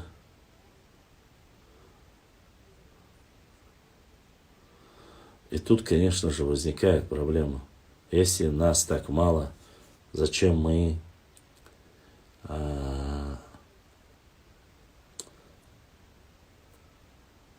оскорбляем еще плюс ко всему? Вы заметили, я знаю, что есть нарнийцы, которые там начинают меня провоцировать. Есть и наши, которые провокациями занимают. И начинают или мне про ингушей рассказывать, или про других рассказывать. Поверьте мне, я прекрасно знаю, кто такие ингуши. Я прекрасно знаю все в основном о них. Все. И про Сюли знаю, и про Гонки знаю. Но есть понимание как политкорректность. Если они не затрагивают меня, не трогают ни мой народ, ни мою родину, ни наши тейпы, грубо говоря, мне нету дела до них, я не буду о них ничего говорить. Но если они заденут каким-то образом, я буду симметрично отвечать. А сказать мне, поверьте, очень много чего есть. Я понимаю, что многие на хайпе, но я не считаю, что хайп или привлечение новых подписчиков настолько важны, даже если это правда и говорить об этом. Честно скажу, никогда не было такого желания. Вообще не было. Вот. Поэтому я, конечно же, прекрасно знаю, мне не надо рассказывать все за эти 4 года, не только за эти 4. До этого мне просто не было дела об этом говорить, грубо говоря. Но потом, когда начали открываться карты, я уже не говорю про комментарии, наверное, столько комментариев, сколько я прочел. И почему-то, вы знаете, эти комментарии уже перевалили за количество тех людей, которые якобы поддельно делают эти комментарии и пишут их. На самом деле это не они написали, тот, кто написал, а вот те, которые через них живут и так далее и тому подобное. Вот. Мне задавали вопрос, неужели у нас не было в истории антигероев, почему ты только о хороших? Были. Антигерои были. Они будут есть всегда, к сожалению. Но если эти антигерои являются фактором разделения моего народа, так я лучше забуду об этом антигерое и не буду его... Он недостоин чести, чтобы о нем говорили. Заметьте, он недостоин этого. Сейчас. Ой, ё-моё.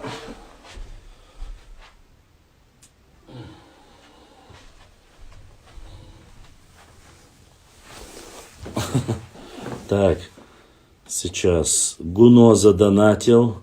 Я так и знал, что Гуно это Гуно там всегда присылает такие донаты, которые не похожи, конечно, на другие донаты. Как готовитесь к Новому году? Каждый год у вас бывает Новый год?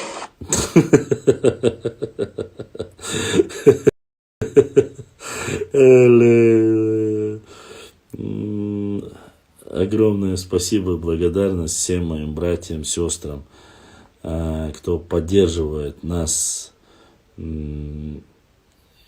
наш канал. Еще раз говорю, благодаря вашей поддержке мы существуем и можем хоть как-то проводить активно свою работу.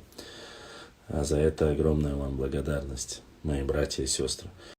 Я просто второй телефон поставил туда на зарядку, поэтому не смог сразу сказать. А так, Гуно, ты как всегда красавчик, не останавливайся, не останавливайся. Раз начал, до конца давай, доведи эти 3 цифры до конца. Вот. Так вот, да, достойный, недостойный. Поэтому, и самое интересное, я вот этот исторический момент немножко пропустил, когда мы с вами рассказывали об истории. Много великих героев, много великих историков, которые всегда говорят, мы знаем все. Начинаешь им говорить, окей, период даже с Аланского царства, благо аланист у нас еще 1-2 есть, по крайней мере был, не знаю, сейчас они живы или здоровы. А вот после даже того же Тамерлана и до 17 века 200 лет, прослойка 200-300 лет нашей истории ничего не известно. Никто ничего не рассказывает. Никто не основоположен, не может заложить там, объединить. На машину накидаем, да.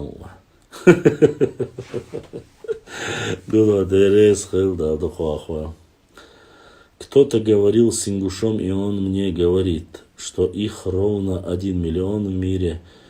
Но есть такой человек, Алексей Ракша. Ну, давай так, насчет Ракши не знаю, но я тебе могу сказать, ингушей нету миллиона. Нету и 500 000. Нету. Вот. Хотя это не касается ни тебя, ни меня, это не касается. Но их нету такого количества. Вот.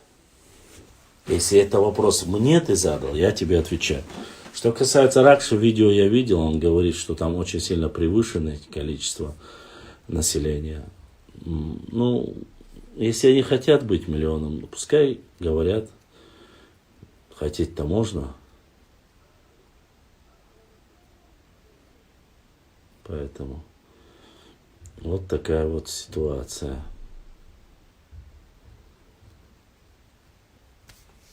Я что-то начинаю говорить, сбиваюсь потом. Говорили мы о чем? Говорили мы о... Сейчас не могу, уже не помню, о чем мы говорили.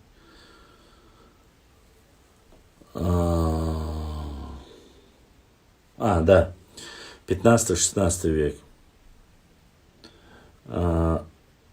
Вот этот период, 15, 16, 17, грубо говоря, 17 век, там более или менее еще есть. Эти периоды мы не знаем о национальных героях, мы не знаем, как мы сохранились, что делали в наших.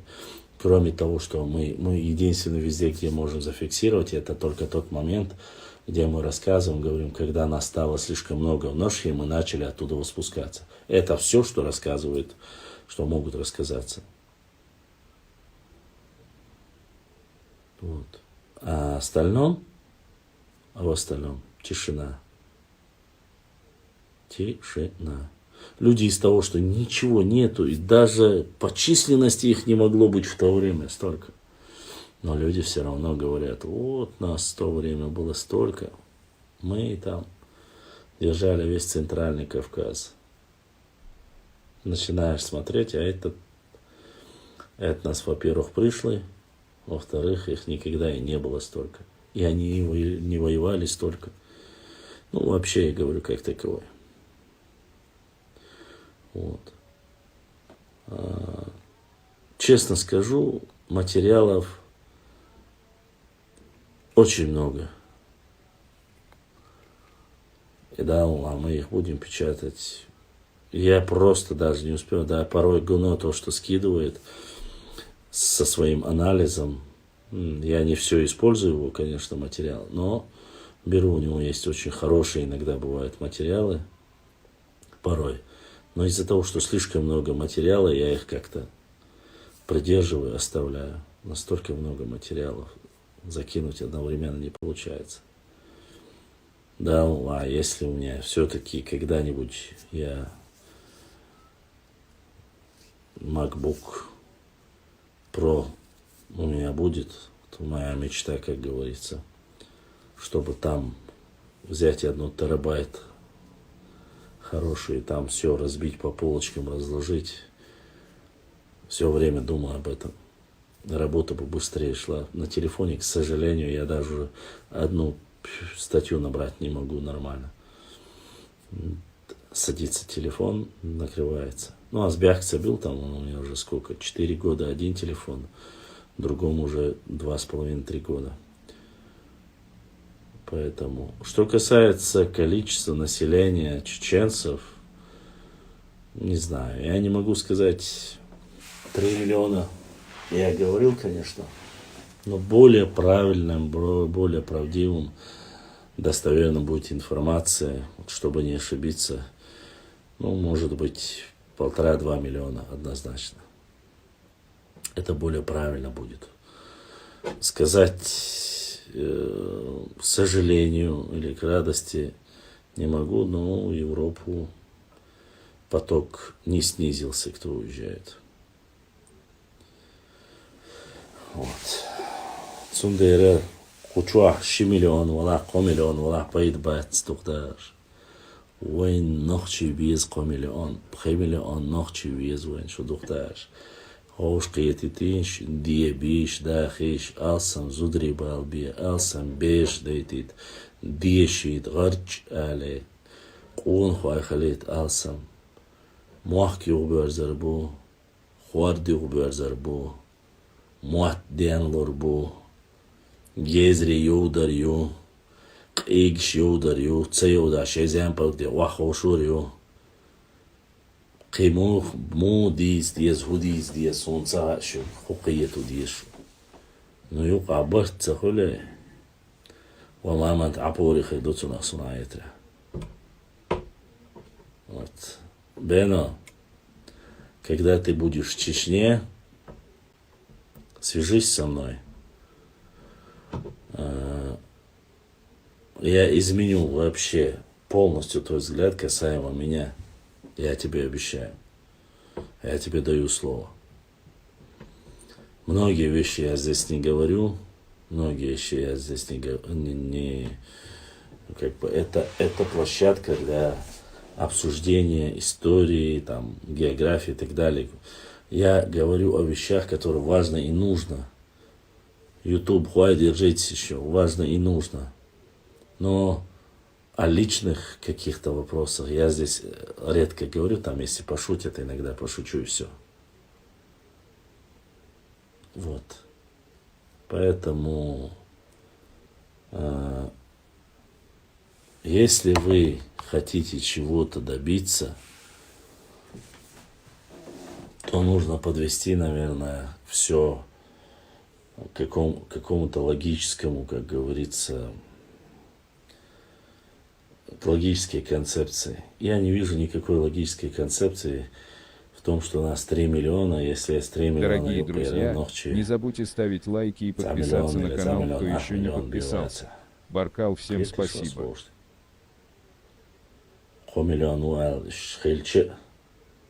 Речь-то идет о всех гражданах Чеченской Республики. Но не все граждане Чеченской Республики являются нохчи. И тут есть разница. Ассаламу алейкум, брат. Это я, твой брат Воронсон. Как ты, брат мой? Братишка, альхамдулиллах, Воронсон. Я сразу тебя узнал, честно тебе скажу. Держусь, братан. Держусь. Держусь. Разговариваем, делимся мыслями, историей и так далее и тому подобное. Все как всегда. Мы стареем, ничего не меняется. Ну, аудитория более зрелая, более грамотная. Есть, конечно, те, которые чисто ха-ха-хи-хи. Но без них тоже было бы неинтересно, поэтому они любят. Поэтому...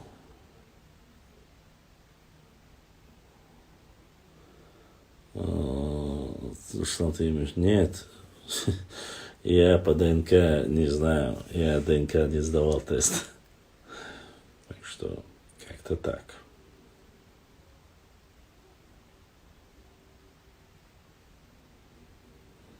Задавайте вопросы, если есть вопросы, чтобы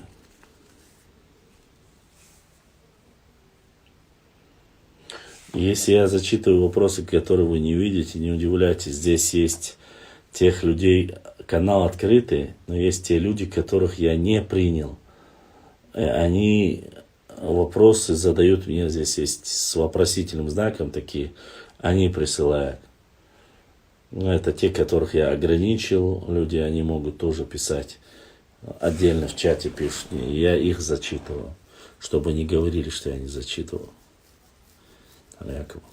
Башлам, у нас Бену 7 классов образования, но мы не ха-ха-хи-хи. Я не знаю, сколько у вас классов и в чем вы ущемлены, я никого не ущемляю. Башлам, я к тебе 3 раза приезжал, и тебя нет дома. После. Да, брат Гуно. Ты проезжал или скидывал фотографию у дома, когда я был там где-то подрабатываю на работе и так далее и тому подобное. Я всегда рад буду, когда приедешь, дай знать. Я вечером особенно.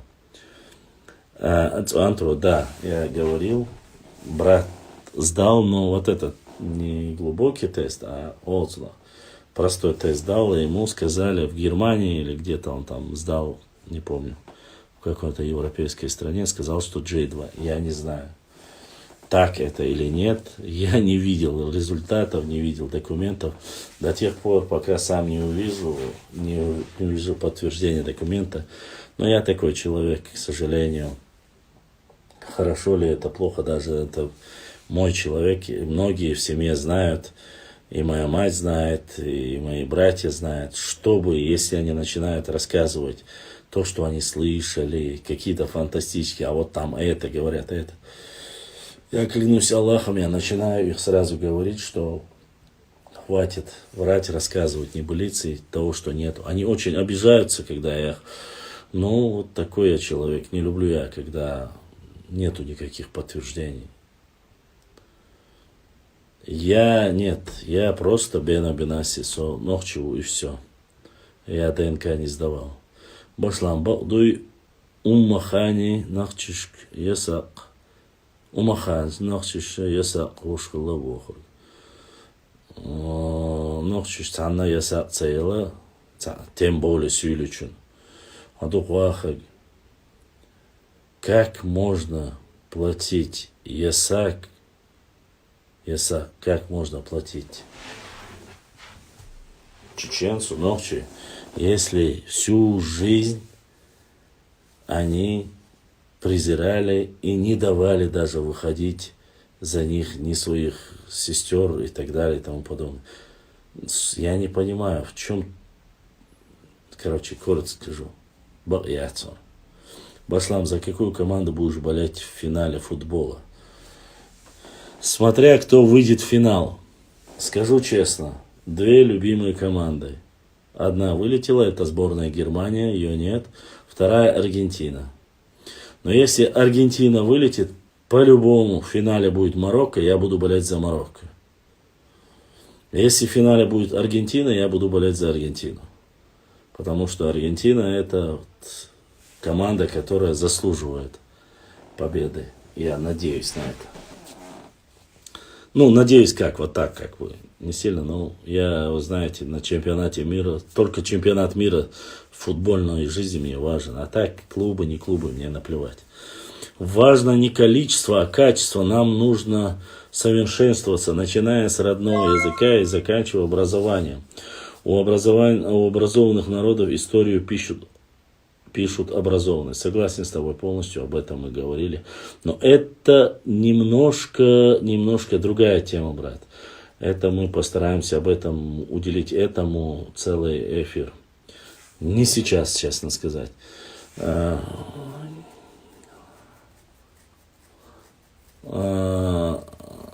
Не знаю, амин тисаев шубоцасу. Во-первых, Умахан Цункюк Елавацер. Умахан, дело в том, что Умахан побежал, есть доказательства того, что он написал письмо Умахану, чтобы он с Сюли, он был предводителем Сюли, попросил их присоединиться к восстанию вместе с шейх Мансуром, первым имамом Кавказа. Умахан отказался якобы под разными предлогами, что против ты пойти России не сможешь. И сам, я видел документ, что он попросил сразу, кто в то время правление было, я не помню сейчас, то ли Екатерина была. Якобы он написал письмо, что он там верно поданный, и что не имеет к этому отношения. Но несмотря на это, есть информация, что к шейх Мансуру присоединились некоторые силы и воевали с ним. Не могу сказать однозначно, но Умахан точно шейх Мансур Никелах Цахалла. И пошла, посмотри выпуск этого грузина Рогнеля. Братан, я все... Скинь мне в директ скинь мне информацию, ссылку на его ролики. Франция тоже играет мощно, полкоманды, если не вся команда мигрантов. Бено, Франция играет мощно, я знаю. Ну, Франция сильная команда. Никто не спорит, поверь мне. Но каждому свое нравится. Мне, допустим, нравится там...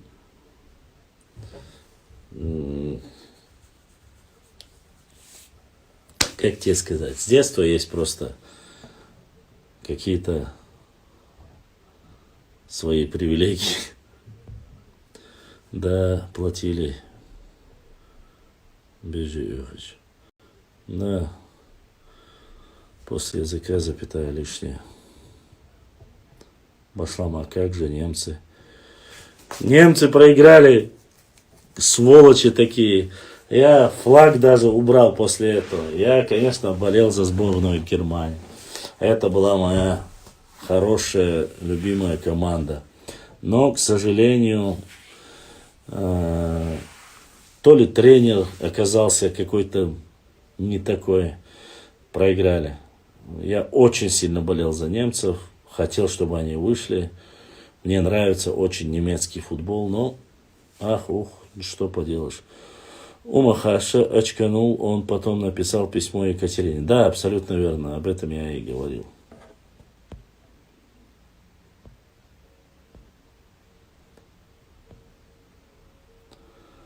Башлам, есть работа, государственность народа.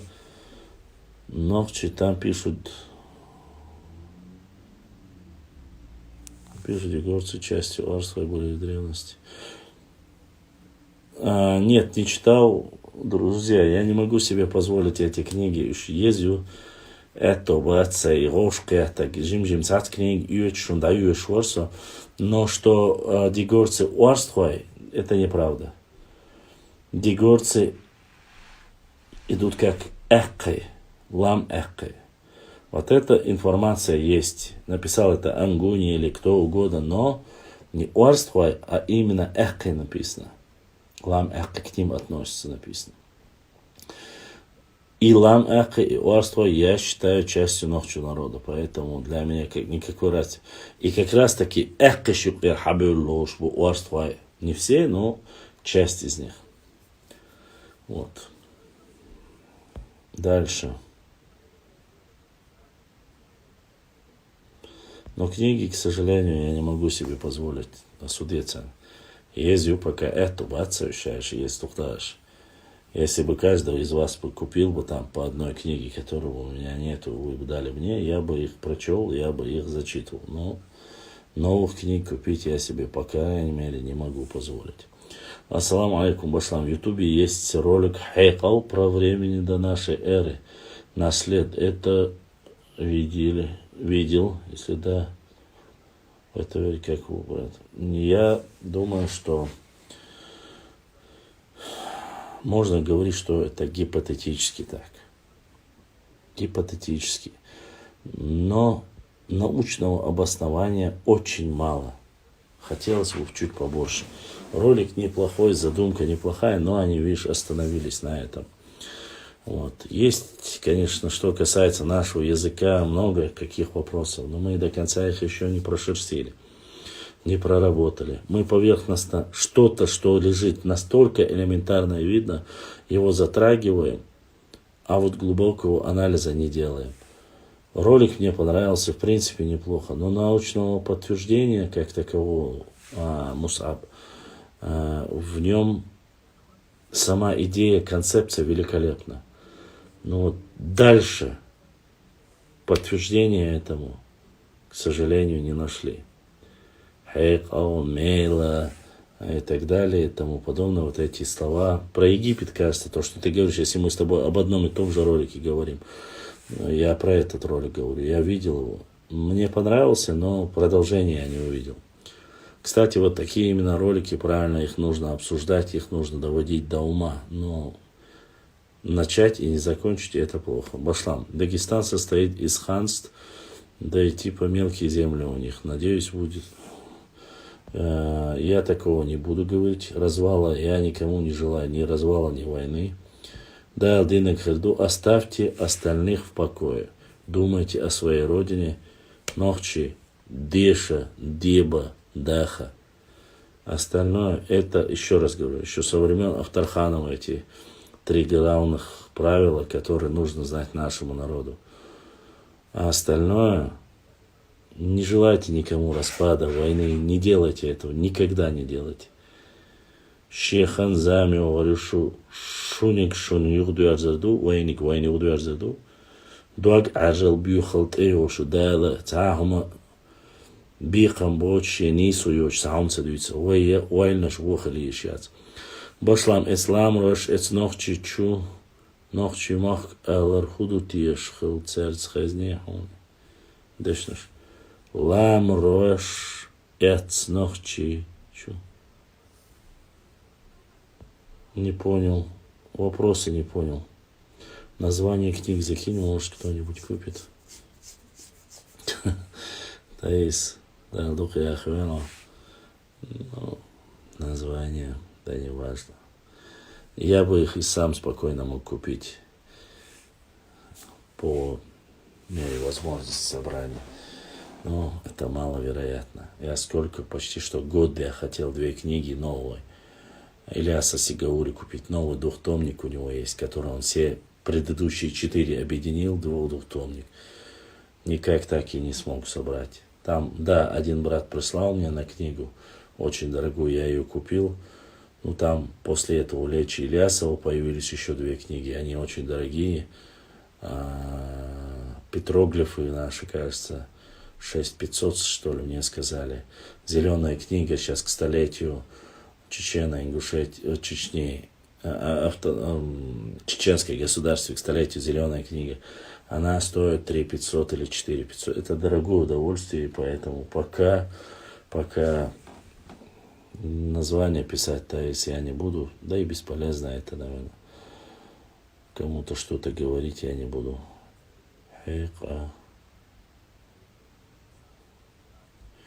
Что касается Ламрош, что-то вот.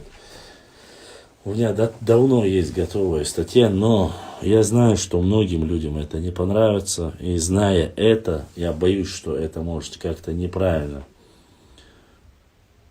понять могут как-то неправильно. И все-таки вот этом понимании, чтобы больше не внести раздор в наш народ, я не публикую эту статью.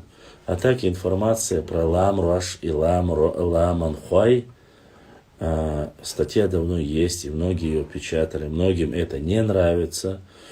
Но есть особенно те, которые себя называют вот такими исконными нохчи-тейпами. Есть полевой материал, есть от них, который говорится, что ни один чеченский тейп, который живет в горах, не может себя назвать Ламрой. К сожалению, это слово было перенято, опять же, определенное время. Ламрой неправильно говорить, а правильно говорить Ламанхуай. Опять же, я цитирую полевой материал. Там есть даже авторы, кажется, этого материала. Дело в том, что Ламрой считаются потомками армян, которые пришли и осели в горах наши, попросили убежище здесь, на северном склоне. А Ламанхуай, Ламанхуай считаются представители автохтонного народа. И об этом говорится. Но со временем эти люди стали очень богаты, ассимилировали, стали частью нашего народа. И свое название, якобы они раскинули. Но старейшины, старцы, более образованные старцы, всегда знали это центрального, так сказать, центральной части нашей Родины, и Тумкалинского, Шаройского района, и Галанчурского, часть Галанчурского района. Старцы знали этого, и они не допускали этого. Но сейчас я этого утверждать не буду и говорить я не буду. Есть проблема. Дело в том, что вот не каждый воспринимает очень сильно вот это слово, особенно во время депортации. Начали использовать нашего чеченского и ингушского, как бы чечено-ингушскую депортации, начали использовать его, потому что тех людей, которые жили в горах, начали называть не Ламанхуай, а начали называть Ламрой. Поэтому и как-то так получилось, что сейчас всех начали почему-то шатойцев и тумкалинцев, галанчурцев, всех начали называть вот так. Но это неправильно. С точки зрения, вот как наших старейшин, которые об этом знают многие, особенно те, кто произошел из Нашхи. Но это немножко раздражает более западных наших соседей. И как-то так получилось, что сейчас говорят Лам, Рой и так далее и тому подобное. Я не знаю, честно сказать. Таис, если ты за границей, Ибраим и Таиса 1966 Алязин Ваишон. Если ты за границей, Таис, Ибраим тебе поможет. Там у нас есть на Ютубе Donation Alerts. Спокойно любой житель Европы может задонатить. И даже если не задонатит, Хайнца Ахшдайт, Уешхуля Хайгергаш на Андадалдиш. Интерьял, что-то я неправильно сказал. Это было с моей стороны некрасиво. Таис, интерьял. Но Хайнц Адайт Хули Европер Ахш не через там водителя. Вот Ибраим Ашхачане. И цу Хамадайт и нас он на Сбербанк Хадо и программа там процент юцар соци Хамадельня Ха ас из-за Гергашна Далур душу нас свои вещи годы нашу. Вот есть программа, которая с Европы может переводить деньги, и она работает, и бесперебойно. Ибраим его нашел, и как бы кто хочет с Европы, можете перевод сделать или задонатить. ММ Саду. Эту статью я опубликовать, конечно, посмотрим. Я вам потом, возможно, скажу. Ну, значит, не судьба, Таис. Значит, мне не повезло, сестренка. Так что есть вот такая вот тема. Это мы еще обсуждали в 2019 году. Из-за этого у меня в эфире поднялась большая паника. Очень такая непростая паника между своими нашими подписчиками. Поэтому я ее дальше продолжать не стал. Но многие об этом знают. Что касается Ламрой, Ламанхой, и более грамотные, начитанные не допускают такой ошибки. Исламан чурвей эцкерснах вахдеха цахиллях насильно. Да, ебен бюч ба равнение оч душ хловаем. Ну, как бы и так, как бы и не так. Ты не прав немножко. Дело в том, что спускаться с гор мы начали раньше того, как это сделали царская Россия или Советский Союз. Ты говоришь о периоде Советского Союза. В советское время начали оттуда. После депортации оттуда нас полностью тянут. А в царские времена с гор нас никто не мог выбить и оттуда во что-либо с нами сделать. Это понятное дело. Такая вот ситуация.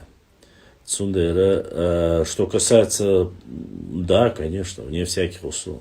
Беки, шамхалы, нуцалы, это вот они за этот период, пока нас здесь не было, хорошенько подсуетились и сделали свое дело. Как бы и свято место пусто не бывает, на Кавказе с землей всегда была проблема, вы знаете. Прошу прощения, пришлось сюда пересесть с телефона. Никто ж накрывался, Дихан. А еще полгода тому назад, кажется, было еще это. Или в этом, начале года было. Наш брат Умар Шароевский прислал деньги. Но он в то время мы собирали, пытались, думали, что мы сможем купить новый телефон. Начали донатично собирать. И вот он мне скинул донат. Он с Москвы, потом приехал, мы то встретились с ним. Вот то время, когда он прислал донат, я больше не смог собрать. Я на то, что он прислал, заменил батарейку. И на айфоне своем, само собой. Это мой золотой, как бы, яблоко для меня все. То есть это самое лучшее, это яблоко. И вот с тех пор почти полгода прошло, или год прошел. Где-то так прошло. Что я хотел сказать? То, что с оригиналом батареи никогда в жизни не сравнится. Что бы я ни покупал, под оригинал, сколько я батарей бы не купил, а поменял я тут уже 2 или 3 батареи, все равно он не держит ни зарядку, нифига не тянет он. Как бы мне не хотелось этого. Планшет. Нет, у меня планшета не было никогда, честно сказать. Я и не знаю, возможно ли через планшет делать. Инстаграм в планшете бывает или нет, я не знаю. У меня не было. Таких крутых спонсоров пока не было. До планшетов дело не доходило. Был один, нечаянно попался Саид Мухаммад, Сеймашкар из Тайпа, Тиро. Что-то он сказал, что свой ноутбук привезет, даст для работы, подарит. И пропал. Ни ноутбука, ни Саид Мухаммада. Но я это понял, что он, походу, как всегда, на своих шутках съехал. И вот так вот все пропало, и нет его. Башлам Бушидо Малевой. Бушидо, а я чане амина смирен. Да, он даже юхтар милый. Башлам, расскажи немного про тайп ваш-строй. Большой тайп ваш-строй, ваш Андрой. Чисто шатойский кластер. Большинство из них ДНК, кажется, L3. Есть гора, есть башня. Необычная, конечно, 10, там 10, кажется, окон или 7, 7-этажная. Це ногчеву сунца очень сильно принимали в Кавказской войне сопротивление, как и варандойцы. Такие буйные были, особенно в Кавказскую войну. Честно сказать, я про каждый тайп вот так прямо, чтобы рассказать, это не моя фишка, честно сказать. Это тайп на Оля, герой национальный Олас, но про каждый тайп, по отдельности, но можно только кратко рассказать. Не маленький тайп, в принципе, он за 10 тысяч, значит, он не маленький тайп. Шервани не передал ноутбук. Нет, это не ноутбук был, это был этот MacBook Pro. Старый, но MacBook Pro был, он говорил. Я полностью согласен, Башлам, насчет батарейки. Я так 5 батареек менял, все равно еще одной батарейки санцаховца. Вот из-за болезнь у айфонов, которая меняешь батарейки, и он, к сожалению, уже не держится. С патриархами с патрахами уавилли их он. С патрахами уавилли хуна. Не понял. Антон Ибраим написал: бывает. Харс Абаз Аминю. Сун Аминер Юш Харс Аббазуя Николай Петр Уцаасун. Башла Мичарвар и Саид Мухаммад, который не сдержал свое обещание. Неважно, Бено. Который то же самое, что про знаки зодиака рассказывать. Да, я помню этот фильм про букву. И поэтому переходите на Android и проблема с батарейкой. Ваша, у меня очень, ты знаешь, я не богатый человек, но я очень непростой человек в плане андроидов. У меня был Android, это Sony Z. Сейчас еще в то время не было вот этой темы с Z-ами. Но Sony Z. Вот единственный Android, который я любил. Другие андроиды я не признаю. Sony стоит сейчас очень дорого, поэтому раз 7 взламывали у меня Android. 7 раз. После этого я перешел на яблоко. И клянусь Аллахом, ни один раз не смогли взломать. А очень сильно пытались. Особенно, когда я зарегистрировал TikTok. Страшные атаки бывали. Страшные атаки бывали, чтобы взломать мне аккаунт. И все тому подобное. И ни разу никому не удалось. Пока короче, яблоко самое безопасное. По крайней мере.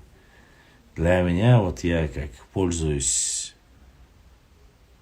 4S, как вышел, 4S, вот с тех пор мне подарили первый 4S на день рождения, с тех пор никогда яблоко не менял, но был параллельно у меня Android, и лучше айфонов нету, к сожалению. Башла, можешь сказать, сколько тейпов было выбито на медном котле, который был у чеченцев? Могу сказать. 63. Башлам. Арсанов говорил, у Аштры по ДНК больше связи с Аштрой. Но это и есть L3. Это и есть L3. Я думаю, что у него с Варства, это именно с L3 Варства он имел в виду.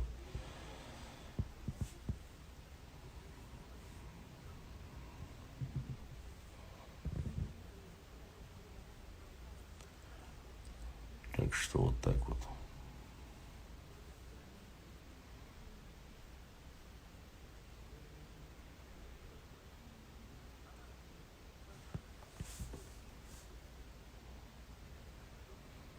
Я не знаю, они говорят, что как-то они пепельного цвета, двухтомник Сигаури, он в 2 томах. Зеленого цвета, то, что он сделал, Сигаури книга, там была в 4 частях. Он 4 эти книги объединил и сделал его двухтомником. Я помню, когда он только вышел, кто-то сказал мне, что то ли в Москве, то ли в Европе они продаются, и что этот двухтомник стоит 250, кажется, сказали, или 200 евро сказали, 190, 200 или 250. Вот в пределах 250 евро сказали, или 190 или 200 евро сказали. Где-то так стоит, мне сказали. Я сам эти книги не видел. Я знаю, что у него новые издания, и что он в 2 томниках. Это я знаю. Найти я их так и не смог, новые издания. В Чечне их нету. Они есть в Москве и в Европе, они сказали. И сам Ильяс, я не знаю, говорят, сильно болеет, да, маршал Дуалцун, ну, как-то так я слышал про него. Баш чеберла тейпность эн нохчите дудер. Чеберлуай тейпа одна из самых чистых и древних нохчи тейпов. И среди них, вот среди чеберлуевского вара Олцунах, Тухум Олцунах, вот среди них, вот среди тейпов, есть 2 тейпа, которые являются одними из самых древних среди чеченских. Это Уарсвай и это Садвай. Хотя некоторые говорят Садвай, Уарсвай, Цабол, но это не так. Уарсвай, Бу, Садвай. Пошла, какие тейпы были на котле, список сохранился. Спанч Боб. Не спрашивай меня, нет, не сохранился. И хорошо, что он не сохранился. Ох, неразбериха же была бы сейчас, такая неразбериха. Вы понимаете, сколько сейчас тейпов? Их 175. Чтобы вы понимали, из этих 63 тейпов настолько они раздробили, что их стало теперь 175. Я не считаю инородные, не забывайте, пришлых народов, которые поселились, которым дали здесь убежище, и потом их не народом стали называть, а тейпом, потому что не дали им статус народа, а снизили их до статуса обычного чеченского тейпа. Не подняли его над всем чеченским народом. Смысл был в этом, а не так, как многие сейчас считают. У вас там есть такой тейп, значит, вы ассимилированы. Нет. Только идиоты могут так рассуждать. Дело в том, что кто бы ни попросил бы здесь политического убежища, а это иначе современным термином не назовешь, они приходили, получали, убегали от своих нуцалов, шамхалов, беков, получали здесь статус, их никто не имел права трогать. Или же во время каких-то военных экспедиций их захватывали, они оказывались, через определенное время им давали свободу, и они оставались на этой территории. Они не имели права на родовые земли и не имели права на гору. Но жить среди нашего народа и нашего государственного строя они имели право. Так вот, чтобы им не дать как статус народа, их опускали на статус тейпа, который, само собой, ниже всегда, чем народ, чтобы вы понимали. Вот почему их тейпами называли, а не потому, что там их ассимилировали. Нет, конечно же. Их опускали, любой народ опускали до уровня тейпа. Почему сегодня некоторые, скажу, определенные люди не хотят быть тейпом, вы не заметили? Для них это оскорбительно. Почему? Они прекрасно знают, что если они всего лишь тейп, само собой, до уровня народа они никогда не дотянутся. Наши предки этого знали, и чтобы не было завтра такого, что мы из-за этого народа, что вы из-за этого народа, и сюли, и там гунки, и норы, а их спускали до уровня, этого уровня. И само собой, и Ахмад Сулейманов, и Мамакаев, хотя первый Мамакаев вроде бы это сделал, наши этнографы их записали как инородные тейпы среди чеченского общества, а не потому, что они... Инородные тейпы есть и среди ингушей, есть и среди сюли, и гунки, среди любого народа они есть, так что тут ничего удивительного нету. Так. Давай Гапура Алиеву. Так, Спанч Боб, это я тебе ответил. Давай Гапура Алиеву. Не понял, о чем ты, а Мишка Хазуд моя, так, не важно. Идея ник саду в описании не жило. Очень мило. Короче, я не знаю. Амина Чеберлою, Саду Чеберлою. Сами разбирайтесь, да, между собой.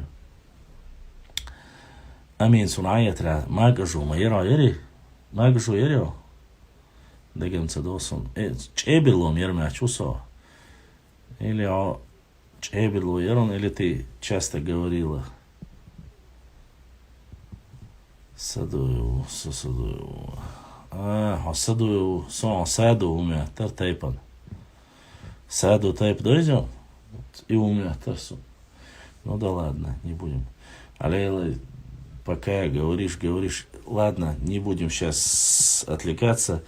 Не хочу у нас... чтобы остался на трафике на завтра, если у вас есть вопросы, задавайте, я буду отвечать на вопросы. Если нету, дам вам поспать, а то я уже смотрю вас в 11 зашел, я уже 3 часа, 4 часа в прямом эфире.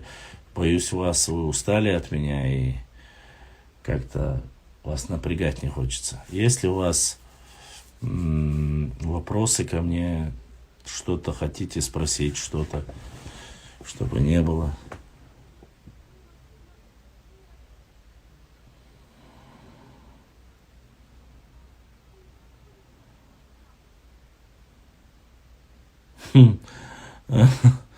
Донат, который пришел последний, я не зачитал, прошу прощения.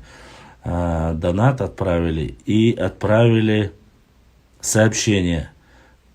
Гуной нохчибуй. И главное, написал это сам Гуно. Бу гуной нохчибу, хилла бу хирбош бу, цен нохчибу гуной. Причем, как бы кому не нравилось, и кто бы что ни говорил, Гуно является одним из тоже старых тейпов. Башлам, как называется книга?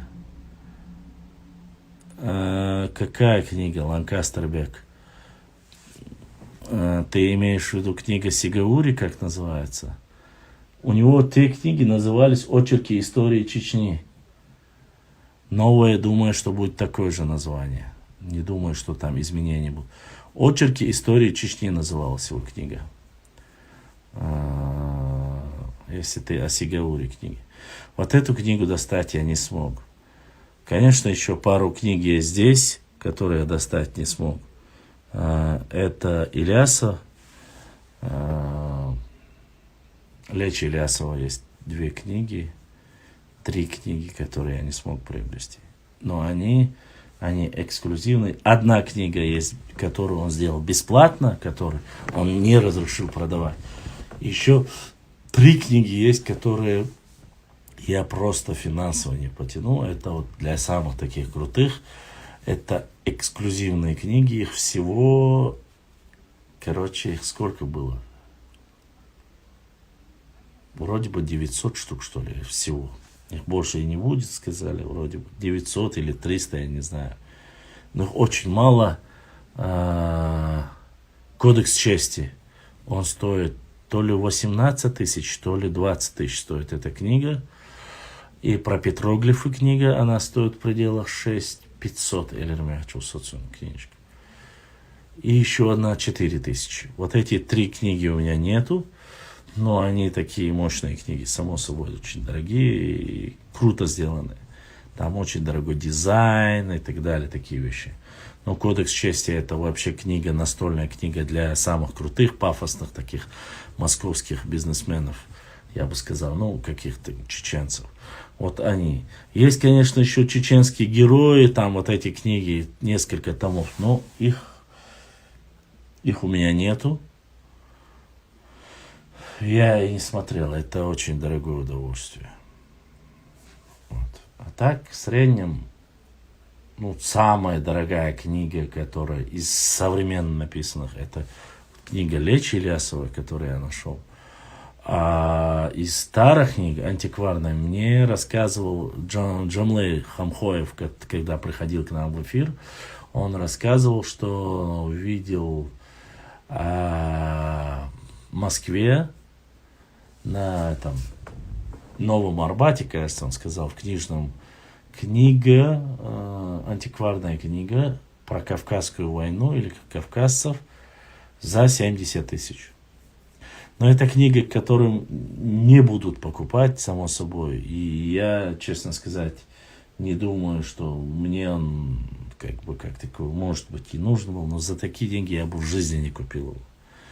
В жизни не купил. Я бы лучше взял бы себе какой-нибудь, я не знаю, планшет, не знаю, последний, тонкий, и проводил бы с ним, я не знаю, не так, как сейчас сидишь.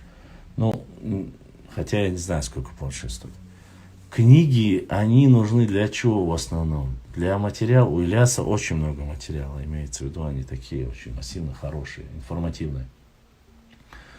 А мне не нужны книги коллекционные, которые там неизвестно. А книги нужны для чего? Мы собираем информацию, нужное, важное, я выбираю на этой странице, здесь-то написано, я выкладываю.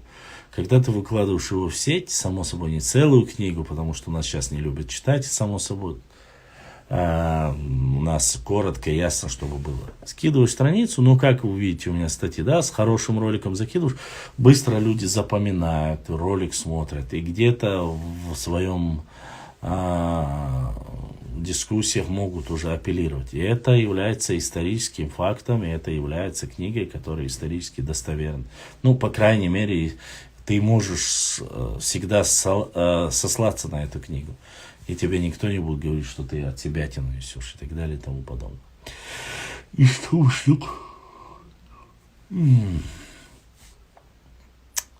Сколько-то, да? Так, кто? Сколько? Сейчас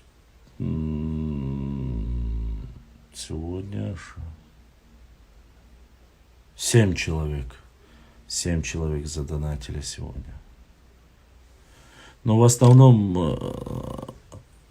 1-2 человека 2 раза отправили донат, а остальные по 1 разу.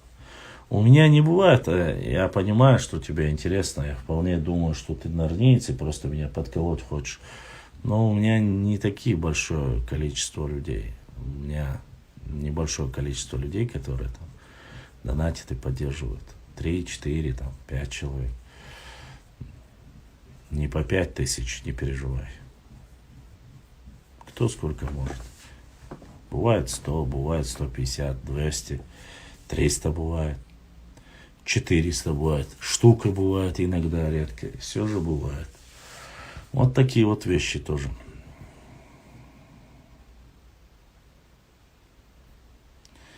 Бек, Ланкастербек. В Москве, я, честно сказать, брат, не знаю, Ланкастербек. Я спрошу, это еще 2 года тому назад мне просто сказали, что там есть Сейчас многие потерялись. В Цуэна, Москва, Чардуха больше духом, что обещать для работы. Сейчас он сходит, а был бичане, а сосечане больше. Многие пропали. Сейчас я не могу сказать. На Тверской, говорил, есть магазин какой-то книжный. Там, говорил, вроде бы есть. Где сейчас точно сказать не могу. Но такое вот дорогое удовольствие, мне сказали. Ну, в любом случае, конечно, это не iPhone. Конечно, это не планшет. Сейчас самое модное, что дарят, что остальное. Но вот все же книга. Вот мне эту книгу Гольштейна Аркадия прислали с Москвы. Наш брат Айса прислал. Да, там есть очень много плохого про нас, но есть и моменты, которые очень важны для нас и для нашей истории. Это очень важно, нужно знать. Выписал, зафиксировал, в основном я зафиксировал и закидываю, чтобы вы могли прочесть, чтобы наши дети могли прочесть. Сейчас все живут в информационном пространстве. Конечно, это не так пафосно, там, какая-то хайповая новость, здесь убили, здесь аварию, но все-таки это о ваших, не только о моей истории, это же не моя история, это всего нашего народа. Горцы, не горцы, плоскостные, терки, стермичина, Сегодня ты смеешься, может, ты можешь задать любому человеку, сказать, а ты можешь сказать, со сколькими этносами граничит наш регион? Не ответит. Или есть ли у нас выход там на государство, которое не входит там в СНГ, скажешь, тоже не знаю, там, ну и так далее и тому подобное. Грубо говоря, географически, где находится юг, север, запад и восток, наша родина. Я уже не говорю про другие, про Россию я не говорю. Никто не знает, не может сказать. Они не могут сказать, что Свердловский район у нас западный самый, вот, что Шаройский и Тункалинский, что это южный район, что, грубо говоря, Чеберлоевский, Ауховский районы это наши восточные, в основном восточные, ну и Шилковской тоже. Частично Шилковской и Наурский район это северная часть нашей родины. Думают, если говорить география, что это что-то неважное, это нужно знать. Это нужно знать, это наша родина. Башлам про Лам Ахкы много читал, что тоже воинственные были, часть наших, и это было, что думаешь. Я не думаю, я точно знаю, что Лам Ахкы были очень воинственные. Лам Ахкы очень непростая и очень богатая история именно этого типа. И очень много про них написано. Поэтому Лам Ахкы в свое время были, не в свое время, да и сейчас они, как и были, так и остались. Воинственные, очень непростым характером. И в свое время были очень свирепыми. Имеется в виду, вечно держали. Они живут на границе с Грузией, там, и Осетией, с Ингушетией. Вот в этой, прямо посередине этого анклава, получается. Они воевали очень часто, нападали на ингушей, на грузин, на осетин нападали. Это было, что есть, то есть. Почему-то, конечно, они воевали и со своими тайпами тоже. Нохчи халахуш, нохчи штуамта. Ну, там были не столько, как межнациональные, да, межтайповые были. Но все-таки Лам Ахкы, это, да, они у них очень хорошая история, очень воинственная. Я бы сравнил, вот с ними можно сравнить в основном чеберлоевцев, Чеберлой, Варандой и Ахкы, Лам Ахкы. Вот эти тайпы можно было между собой сравнить по воинственности, так сказать. Харца Бош. Вот такая ситуация. Ладно. Мы, так, братья и сестры, не хочу вас тогда задерживать. Вы больше вопросы не задаете. А мы будем экономить денежку, то чтобы у нас на эфир осталось.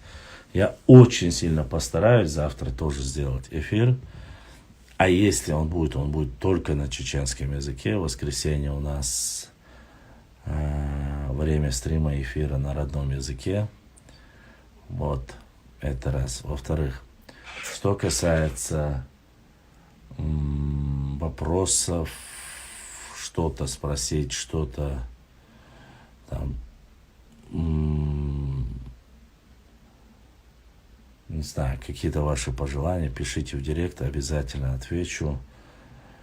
Огромная благодарность, еще раз повторно скажу, огромная благодарность всем тем, кто вот по этому номеру сегодня задонатил, помог нашему каналу, точнее, принял участие, так сказать, в нашему каналу. Мы дал Аха-Оштуэрге, Жим-Жима на эфир, на книги, карты, конечно же, будем использовать. А Нахчмахкой, ты не понял. Нахчмахкой не тейп. Нахчмахкой это целый варбду. Понимаешь? Я говорил про тейпы, не забывай. Чеберло тейпа, дырастуючтег, непосредственно Варандуэ тейпду, Лам Ахкы тейпду, Ахадин тукум дючу. Если так по тейпам сейчас пройтись, там можно многие тейпы назвать. Но сейчас не хочу никого не обделять и что-либо говорить. Огромное всем спасибо тем, кто задонатил, помог братьям, сестрам, без разницы, кто бы это ни был. Дал саадуэл, буддистник изашка соудовлетил. Это очень важно, я акцентирую внимание, потому что без вашей поддержки мы, к сожалению, не смогли бы существовать и проводить свои стримы и эфиры. Также завтра я постараюсь по книгам. Возможно, я и по книгам у нас тоже. Чеберлой тукумаду. Но Чеберлой, допустим, Чеберлой риг хуашул, Чеберлой ниж луашул, Чеберлой сад луашул, Чеберлой уарс луашул. С Богом сейчас я не стал каждому называть Зубайр. Сундер Бог все. Ну, все началось, короче. Я там. Аж целяр, солнцахаркой. Всем, кто оставался в эфире с самого начала до самого конца, огромная благодарность. Моим ютубовским бойцам, моим старшему поколению, всем вам тоже. Не забывайте подписаться на YouTube канал. Не забывайте, когда смотрите YouTube, заходить через VPN. У нас там включена монетизация, хоть немножко была бы поддержка нашему каналу.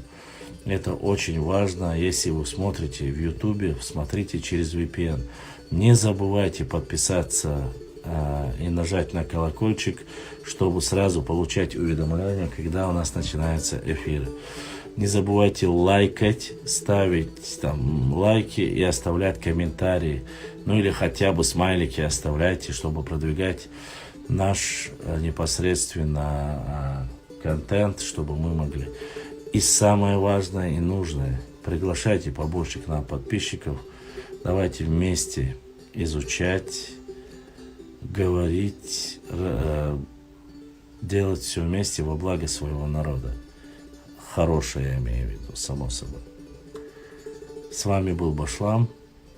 Я спать не ложусь, я дам вам отдохнуть телефон, пока окончательно не выключился. Я на связи, пишите в директ, пишите, отвечу на то, что знаю, не отвеченных тоже не остается. Всем доброй ночи. Завтра, если будет 22:00 или 23:00. От 10 до 11 часов ночи эфир будет завтра. Всем пока. С вами был ваш брат Башлам. Ассаламу алейкум ва рахматуллахи ва баракату. Адикюэль. Марш аль бюс далды галиоғи.